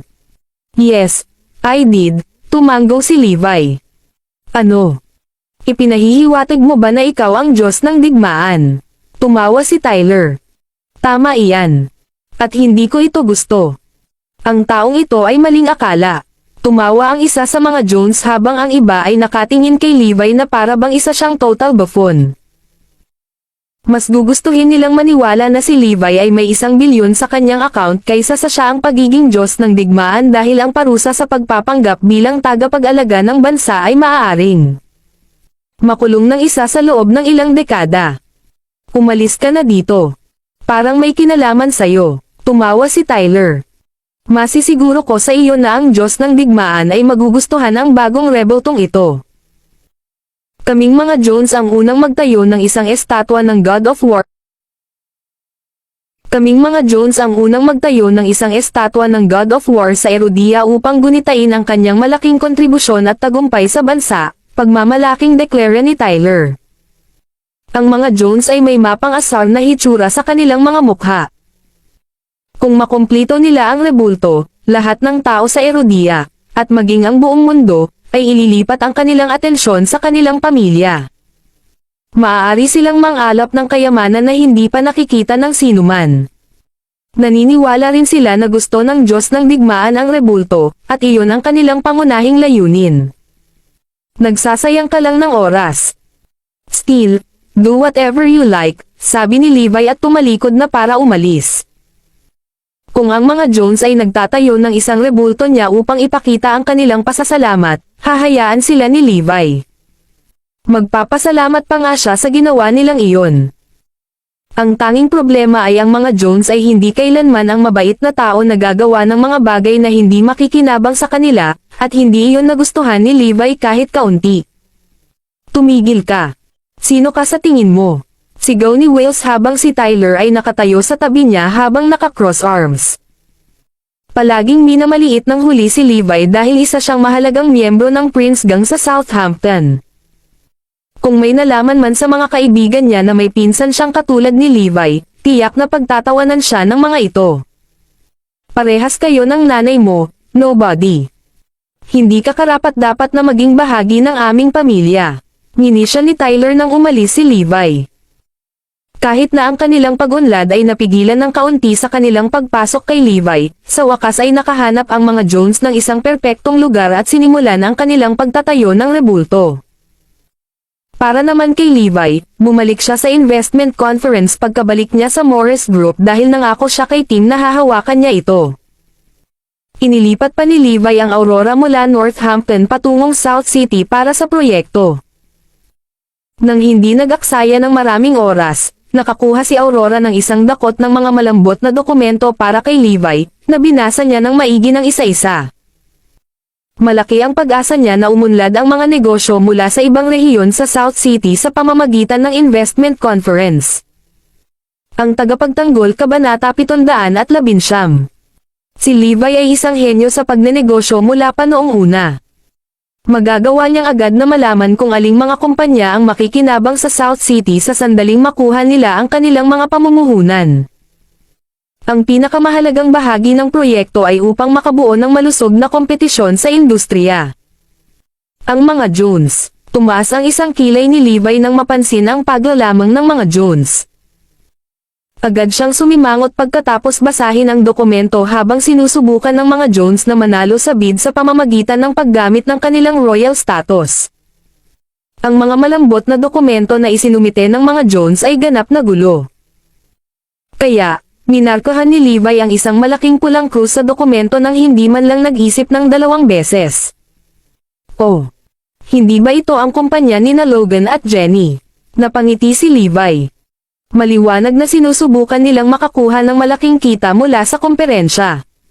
Ang isa pang pulang krus ay minarkahan sa pangalawang dokumento. Ang susunod na malambot na dokumento ay pag-aari ng pamilyang itim, na binuo ni Zoe. Ang tanging problema ay ang mga pangalan ni na Robert at Meredith ay itinala bilang mga taong namamahala sa halip na kay Zoe. Kinuha ni Levi ang bagay sa kanyang sariling mga kamay at tinawid ang mga pangalan ni na Robert at Meredith at pinalitan ito ng pangalan ni Zoe bago markahan ang isang tick sa dokumento. Sa mga sumunod na araw, si Levi ay lubusang nalubog sa pag-inspeksyon sa lahat ng mga tender na dokumento na isinumite at nakabuo ng isang listahan ng mga pangalan. Sa kabilang banda, mayroong isang makapangyarihang grupo na tinatawag na South City Chamber of Commerce. Hawak nila ang kapangyarihang kontrolin ang bawat pamilihan sa South City. Gayunpaman, gagamitin nila ang kanilang impluwensya upang putulin ang lahat ng mga namumuhunan mula sa ibang mga rehiyon upang monopolyo ang mga negosyo sa South City at nagdulot ng malaking problema dahil doon. Sa opisina ng Kamara, nagpupulong ang Pangulo at ilang direktor. Si Wardell Becker, presidente ng South City Chamber of Commerce, ay nagsalita sa malamig na tono. Ang investment conference ay ilang araw na lang. Napansin kong maraming kumpanya mula sa ibang mga rehiyon ang sumusubok na magnegosyo dito sa pamamagitan ng pagkapanalo sa bid. Napansin ko rin yun. Ang patakaran ay naghihikayat sa kanila na bumuo at mamuhunan dito. Nababaliw na sila. Si Joel Fraley, Vice-Presidente ng South City Chamber of Commerce, ay tumanggo bilang pagsang-ayon. Ang 300 bilyon ay dapat sa South City. Sa teknikal na pagsasalita, kami, ang South City Chamber of Commerce ang dapat na mamahala sa paghawak ng pera. Bakit sa halip ay bibigyan ng mga nakatataas ang isang mahalagang gawain sa isang iyangan? Alam ko naman, di ba? Kung hahatiin niya ang pera sa mga kumpanya mula sa ibang mga rehiyon, mawawalan tayo ng maraming share. Sumang-ayon din ang iba pang mga direktor. Iyon ang pinakakinakabahan ko. Narinig ko na ang binatang ito ay isang tagapagtaguyod ng pag-akit ng pamumuhunan mula sa ibang mga rehiyon upang isulong ang pag-unlad ng Quebec. Ang daming kalokohan. Saway ni Wardell. Huwag kang mag-alala. Hanggat pinag-uusapan natin ang bagay na ito, kahit na ang mga kumpanya mula sa ibang mga lungsod ng Quebec ay hindi makakakuha ng kahit isang sentimo mula sa proyekto. Sa atin ang pera, confident na sabi ni Joel. Simple lang ang kanilang mga pananaw. Upang ilayo ang 300 bilyon sa mga kumpanya mula sa ibang mga rehiyon. Hanggat ang pera ay ipinamahagi sa mga kumpanya sa South City, maaari silang kumita ng maraming kita mula dito. Ginoo Becker, ano ang dapat nating gawin? Tanong ng isa sa mga direktor. Kailangan lang nating gawin ang pinuno ng proyekto na isa sa atin, mungkahi ni Wardell. Nalaman ko na kung sino ang ulo. Siya si Levi Garrison mula sa Northampton, sabi ni Joel. Hindi siya bahagi ng bilog ng negosyo. Nalilito ako kung bakit hinahayaan siya ng mga nakatataas na manguna sa isang mahalagang proyekto. Ang tagapagtanggol Kabanata 720. Wala sa aming negosyo iyon. Kailangan lang nating malaman kung sino ang kinauukulan, ngiti ni Wardell. Joel, ikaw at ako ay bibisitahin itong Levi. Habang papalabas si Levi sa kanyang opisina, sinalubong siya ng isang grupo ng mga tao. Ikaw ba si Mr. Levi Garrison? Tanong ni Joel. Kami ay mula sa South City Chamber of Commerce.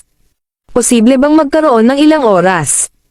Nais naming gumawa ng isang panukala. Nagulat si Levi na maabyutan siya ng Chamber of Commerce sa lalong madaling panahon. Malamang nalaman nila ang tungkol sa akin noong inililipat ni Aurora ang mga dokumento. Siyempre, sinundan ni Levi si Joey sa isang Lincoln kung saan may naghihintay sa kanya sa loob. Hayaan mo muna akong magpakilala. Ako si Wardell Becker, presidente ng South City Chamber of Commerce. Nais naming talakayin sa iyo ang tungkol sa paparating na komperensya ng pamumuhunan. Ipagpatuloy mo. Kahit hindi tayo bahagi ng gobyerno, isa pa rin tayong organisasyon na binuo ng mga negosyante ng South City. Kinakatawan namin ang interes ng lahat ng mga negosyante sa South City at upang patatagin ang merkado. Narinig namin na si Mr. Interesado si Garrison sa pag-akit ng mga negosyo mula sa ibang mga rehiyon upang mamuhunan sa ating lungsod. Naniniwala kami na makakasama ito sa aming mga interes, na isang bagay na hindi namin maaaring baliwalain. I see, nakangiting sabi ni Levi. Kung gayon, ano ang iminumungkahi mo? Iminumungkahi namin na habang ang mga kumpanya mula sa ibang mga rehiyon ay maaaring lumahok sa bid, tanging ang mga negosyo mula sa South City ang maaaring manalo sa mga proyekto. Basta't pumayag ka sa aming panukala, ito ang magiging iyo. Nakangiting sabi ni Wardell habang inaabot kay Levi ang isang tseke. Sinilip ni Levi ang mga numero at hindi na nagulat nang makita ang 100 milyon na nakasulat dito. Ang mga babaeng ito ay magiging iyo rin. Tinuro ni Wardell ang 4 na magagandang babae na nakaupo sa backseat. Ang pagtawag sa kanila ng mga supermodel ay isang maliit na pahayag. Maaaring sa iyo rin ang kotse na ito. G. Garrison, alam kong hawak mo ang kapangyarihang magpasya kung sino ang maaari o hindi maaaring mamuhunan sa proyekto. Sa iyo pa rin ang kapangyarihang iyan, basta siguraduhin mong ang mga negosyanteng taga South City lang ang mananalo sa lahat ng bid. Sa pamamagitan nito, magiging win-win situation ito. May makukuha ka rin dito. Hindi ba't napakalaking bagay? Tama ka. Ano man ang piliin ko, hindi ito makakasama sa aking interes. Gumanti naman ng ngiti si Levi. Parehong natuwa sina Wardell at Joel nang makitang kakampi nila si Levi, o kaya naisip nila. Mula sa araw na ito, magiging kaibigan ka ng South City Chamber of Commerce. Just let us know if you run into any trouble in the future, alok ni Wardell habang pinipigilan ang pagtawa. Hindi makapaniwala ang presidente ng kamara na kaya niyang lokohin ng ganoon kadali ang binata sa kanyang harapan. Inilarawan na niya ang malaking halaga ng shares na makukuha niya kapag ang 300 bilyon ay nakahanap ng daan patungo sa mga negosyo sa South City. Ang kanyang net worth ay tataas ng hindi bababa sa 10 beses. Tumingin si Levi sa tseke at ngumiti, na nagpatigil kina Wardell at Joel. Ang tagapagtanggol, Kabanata 721. Ang dahilan ay ito ay isang mapanuksong ngiti, at ito ay tuliro pareho Wardell at Joel. Binuksan ni Levi ang pinto at lumabas. Hindi ko kailangan ng sino man sa inyo na magsabi sa akin kung ano ang gagawin. With that, sinara niya ang pinto ng sasakyan na milyon-milyong halaga sa abot ng kanyang makakaya. Nagkatitigan sina Wardell at Joel. Tinanggihan ba niya ang aming alok? Hindi makapaniwala si Wardell sa nangyayari. So, pinaglalaroan natin ito ng husto, eh. Agad namang hinabol ni Joel si Levi at pinigilan ito. Tumigil ka dyan. Ano ngayon? Sigurado ka bang gusto mong tanggihan ang alok namin? Either kaibigan ka namin o kalaban ka namin. Kung pipiliin mong maging huli, makikilala mo ang iyong gumawa sa lalong madaling panahon. Malinaw ang pananakot ni Joel. Kung si Levi ay tumangging sumang-ayon sa kanilang mga kondisyon, ang kanyang buhay ay nasa panganib. Gawin mo lahat ng gusto mo. Walang halaga sa akin ang banta mo. Si Levi naman ang nagpipigil ng tawa. Hindi lamang nakipag-usap siya kay Kurt, presidente ng Southampton Chamber of Commerce, naalis din niya ang karamihan sa mga malalaking shot sa South City. Hindi siya makapaniwala na kahit na matapos ang kahangahangang gawang iyon, may mga taong walang isip pa rin na nagtatangkang guluhin siya. Gayunpaman, ibang problema ang pakikitungo sa mga negosyante. Kung ang isa ay ginulo ang kanilang interes, sila ay gagantay ng mas masahol pa kaysa sa underworld. Bukod dito, kinatawan ng South City Chamber of Commerce ang lahat ng mga negosyante sa South City. Sa kanila, ang 300 bilyon na ipinagkatiwala kay Levi na ipamahagi ay pag-aari ng mga negosyanteng ito. Kung nagpasya si Levi na akitin ang mga negosyo mula sa ibang mga rehiyon, maaapektuhan ang kanilang kita. Kung ang mga bagay ay nawala sa kamay, ang mga may-ari ng negosyo ay gagantay. Sa wakas ay naunawaan ni Levi ang dahilan kung bakit siya itinalaga ni Tim na pangasiwaan ang investment conference. Malaki ang naiambag ng mga lokal na negosyo sa pag-unlad ng South City, na humantong sa kadalian sa mga kaugnay na patakaran. Habang tumatagal, ang South City Chamber of Commerce ang naging organisasyon na namamahala sa mga lokal na negosyo. Ito ay ang parehong sitwasyon sa Triple Group ni Nakawan Scott ng kanyang pera. Imposibleng manatiling kalmado si Tim sa insidenteng iyon, ngunit malaki ang naiambag ng Triple Group sa lipunan at malalagay siya sa alang-inang posisyon kung hayagan niya silang paratangan. Ipinaliwanag nito kung bakit hinayaan ni Tim si Levi na pangasiwaan ang sitwasyon. Inaasahan niya na malutas ng binata ang problema sa kanyang lugar at linisin ang lokal na bilog ng negosyo sa parehong oras. Iiwan mo kami ng walang pagpipilian kung gayon. Angal ni Joel. Sa sumunod na mga araw, si Levi ay sinundan ng mga tao ni Joel. Dahil ayaw niyang mag-aksaya ng oras sa ilang nobody, nagpa siya ang God of War na huwag pansinin sila. Sa ngayon, nanatili pa rin si Levi sa Guardian Mansion at nalaman ito ng mga tauhan ni Joel. Ngayong alam na natin kung saan siya nakatira, oras na para ipakita sa kanya ang ilang mga kulay. Ngumisi si Wardell at utos kay Joel. Tapusin mo na. Gusto kong pumunta siya at humingi ng tawad bukas. Ang tagapagtanggol. Kabanata 722. Sa pagsapit ng orasan ng hating gabi, 4 na excavator ang dumiretso sa Guardian Mansion na may truck na puno ng mga armadong lalaki sa likod nila. Ang 4 na excavator ay pumila sa harap ng compound at dumiretso sa mga dingding na nagwasak sa kanila. Ang mga aso ng militar ay walang katapusang tumatahol sa mga excavator, ngunit ang lahat ng 4 na sasakyan ay hindi bumaba sa kanilang bilis at patuloy na giniba ang mga gusali. Isa lang ang utos nila kay Joel, na ibagsak ang gusaling pansamantalang tinutuluyan ni Levi. Mabilis na bumaba ng hagdan si Levi nang marinig niya ang kaguluhan. Ang unang tingin na pumasok sa kanyang mga mata ay agad siyang ikinagalit. Hindi man lang kumurap ang Diyos ng digmaan nang magpadala si Elijah ng warlord ng libu-libong sundalo upang salakayin ang kanyang bansa. Ang tanging kinatatakutan niya ay kapag ang mga normal na mamamayan ay naglaro ng madumi. Hindi inaasahan ni Levi na gagawin ni Wardell at Joel ang isang bagay na walang katotohanan. Ang isa sa excavator ay huminto lamang ng kalahating metro sa harap ni Levi. Pinandilatan ng driver si Levi at sumigaw, "Umalis ka. Huwag mo akong sisihin kung nasaktan ka." Siyempre, ito ay isang panloloko lamang dahil ang mga normal na driver na ito ay hindi maglalakas loob na saktan ang mga tao. Gayunpaman, si Levi ay nanatiling nakatayo roon habang tinitigan niya ang driver na parang isang mabangis na hayop na handang hampasin ang biktima nito. Natakot ang mga driver sa kanyang titig kaya natigilan sila. Biglang bumaba ang 12 ng lalaki mula sa truck na may hawak na mga bakal.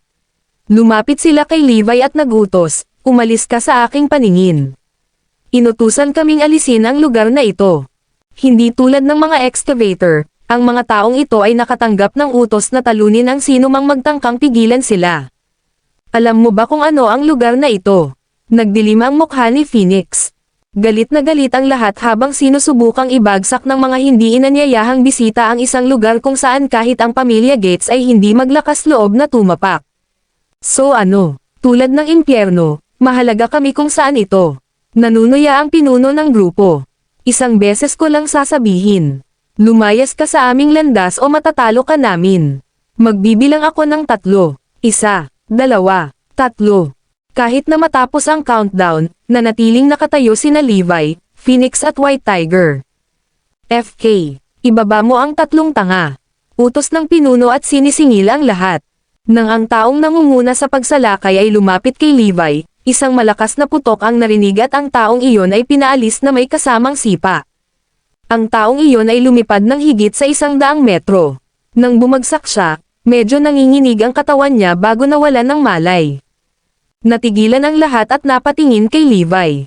Maging ang White Tiger at Phoenix ay hindi makapaniwala sa kanilang mga mata. Halatang galit na galit si Levi. Ang tagapagtanggol. Kabanata 723. Binuksan ni Levi ang kanyang mga buko habang naghahanda siyang ibaba ang mga ito ng sabay-sabay. Bumilis ang kanyang mga hakbang habang nagmamadaling lumapit sa kanila, binigyan ng bawat isa ng isang malakas na suntok.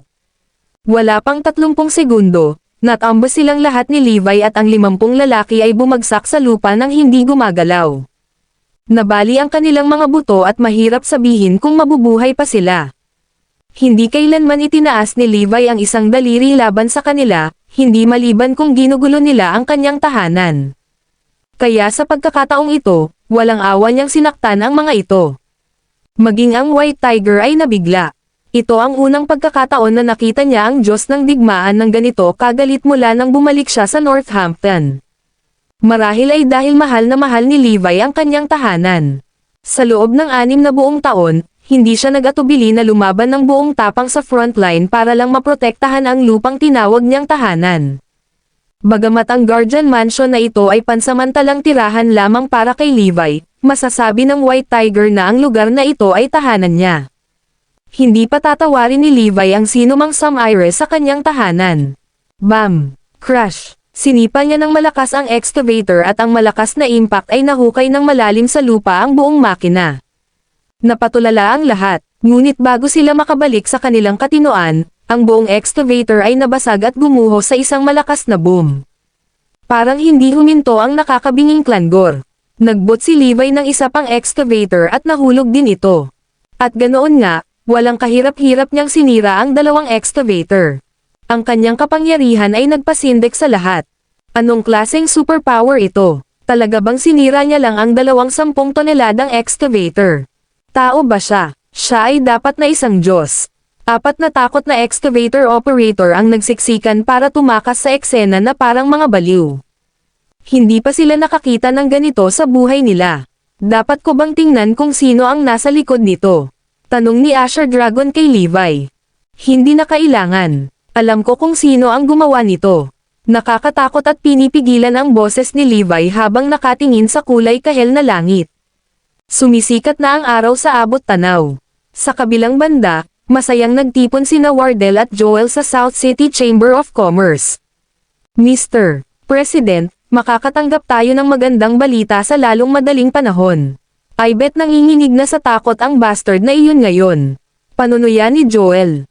Nang marinig ito, sumilay ang nakakatakot na ngiti sa mukha ni Wardell nang sabihin niya, gusto mo bang guluhin ako, binata? Hindi ka magkakaroon ng pagkakataon laban sa akin. Alam ko naman di ba, marahil ay hindi niya alam na daan-daang tao na ang namatay sa ating mga kamay. Sino siya sa tingin niya? Ngumisi si Joel. Habang ang dalawa ay nagagalak sa kanilang masamang plano, dumating sina Pamela at Bailey mula sa pamilyang Black. Tila puspusan ang paghahanda ng pamilyang itim para sa proyekto. Narinig nila na ang South City Chamber of Commerce ay palaging may magandang koneksyon, kaya nakipag-ugnayan sila sa kanila. Nandito ang pamilyang Black para humingi ng malaking pabor. Salamat sa pag-aalaga sa komperensya ng pamumuhunan, sabi ni Bailey, na hinahawakan si Wardell ng tseke. Tiningnan ni Wardell ang figure sa tseke, 5 milyon. Napangiti siya. Ito ang pangalawang beses na binisita siya ng pamilyang Black at binayaran siya ng parehong halaga. Sila ay talagang mapagbigay. Huwag kang mag-alala tungkol dito. Sisiguraduhin kong maayos ang lahat. Ang tagapagtanggol. Kabanata 724. Pumayag na rin si Wardell. Desperado na talaga ang pamilyang itim. Nangangahulugan ito na patuloy na dumadaloy ang pera para kay Wardell. Ang deal na ito ay nagkakahalaga ng 300 bilyon. Pagkatapos niyang paalisan ang pamilyang itim, nagsimulang mag-isip si Wardell. Kakakuha lang niya ng pera at sigurado siyang marami pang darating sa hinaharap. Nagplano si Wardell na bumili ng 2 villa sa Northampton at Southampton, bawat isa para sa kanyang 2 maliliit na manliligaw. Habang si Wardell ay abala sa pagpapantasya tungkol sa kanyang buhay, umalangaw sa koridor ang tunog ng galit na mga yabag. Nagmamadaling pumasok ang mga operator ng excavator. Anong meron? Tanong ni Wardell na may bakas ng pagtataka sa boses. Nanlaki ang mga mata ni Joel sa pag-usisa. Humihingal ang mga operator. Bumigay ang kanilang mga paa at bumagsak sila sa lupa dahil sa takot. Kami, nakita namin siya. Ang halimaw. Hingal sila. Ano sa lupa ang sinasabi mo? Sigaw ni Wardell. Ang kanyang bituka ay nagsabi sa kanya na may hindi tama. Na-demolish mo ba ang lugar? Tanong ni Joel. Oo, we did, sagot ng mga operator. Good, maikling sabi ni Joel, na nakahinga ng maluwag. Ngayon naayos na ang lahat. Halos akala niya ay nabigo sila sa misyon. Ngunit nagkamali kami sa maling tao, paliwanag ng mga operator. Bago pa man sila makapagpatuloy, sumugod ang sekretarya at sinabing, Mr. President, may isang lalaki na tinatawag na Levi sa labas. Alam ko na. Alam kong darating siya. Bulalas ni Wardell sabay tawa ng mayabang. Ikanaway ni Joel ang kanyang mga kamay, sinenyasan ang mga operator na pabayaan sila. Tumalikod sila at awkward na naglakad. Maya-maya pa ay dumating na si Levi. Sinalubong siya ni Wardell at ng kanyang pulutong ng pinakamatingkad ng ngiti. So, nakapagdesisyon ka na ba sa wakas? Dapat ginawa mo lang ang mga bagay sa paraan namin. Bakit pilitin kaming gumawa ng mga bagay na pangit? Napangisi si Joel. Nagunat si Wardell at ipinatong ang kanyang mga paa sa kanyang office table habang kontentong ngumiti. Makukuha mo lahat ng inaalok ko sa iyo kahapon sa sandaling pumirma ka sa kontrata. Bibigyan din kita ng extra 50 million, aniya. Sumenya si Wardell sa kanyang sekretarya, na mabilis na lumapit sa kanya na may dalang 2 tseke na nagkakahalaga ng 150 milyon sa kabuuan. Ito ang palaging pinakamahusay na taktika ni Wardell, mag-offend muna at patahimikin mamaya. Ganito niya kinokontrol ang ibang tao. Alright, since what's done is done, let's be friends from now on. Ilibing natin ang palakol, di ba? Mungkahi ni Joel. Naglakad siya palapit kay Levi, gustong yakapin siya ng magiliw na tapik sa balikat. Bang! Bago pa man siya mahawakan ni Joel ay itinaas ni Levi ang kanyang paa at sinipa siya sa isang tabi. Nakalapag si Joel sa mesa at nahati ang mesa sa kalahati. Napaungol siya habang namimilipit ang mukha sa sakit. Ang iba ay nanonood ng takot dahil hindi nila inaasahan na sasalakayin ni Levi si Joel. Pero si Joel lang ang nakakaalam ng husto sa tindi ng sipa ni Levi. Ang malamig na sulyap ni Levi ay tumama sa buong silid habang sinasabi niya, "Hindi mo dapat ginalaw ang bahay ko."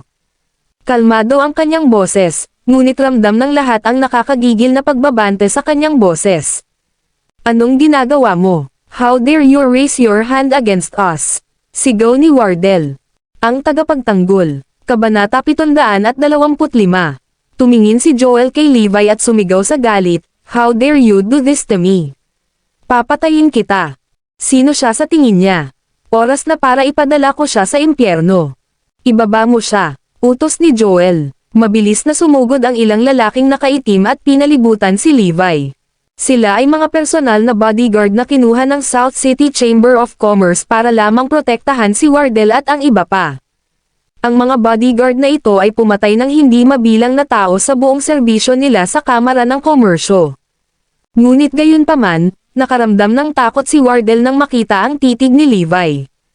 Napaatras siya nang hindi niya namalayan bago niya muling sinigawan si Levi. "Binibigyan kita ng huling pagkakataon.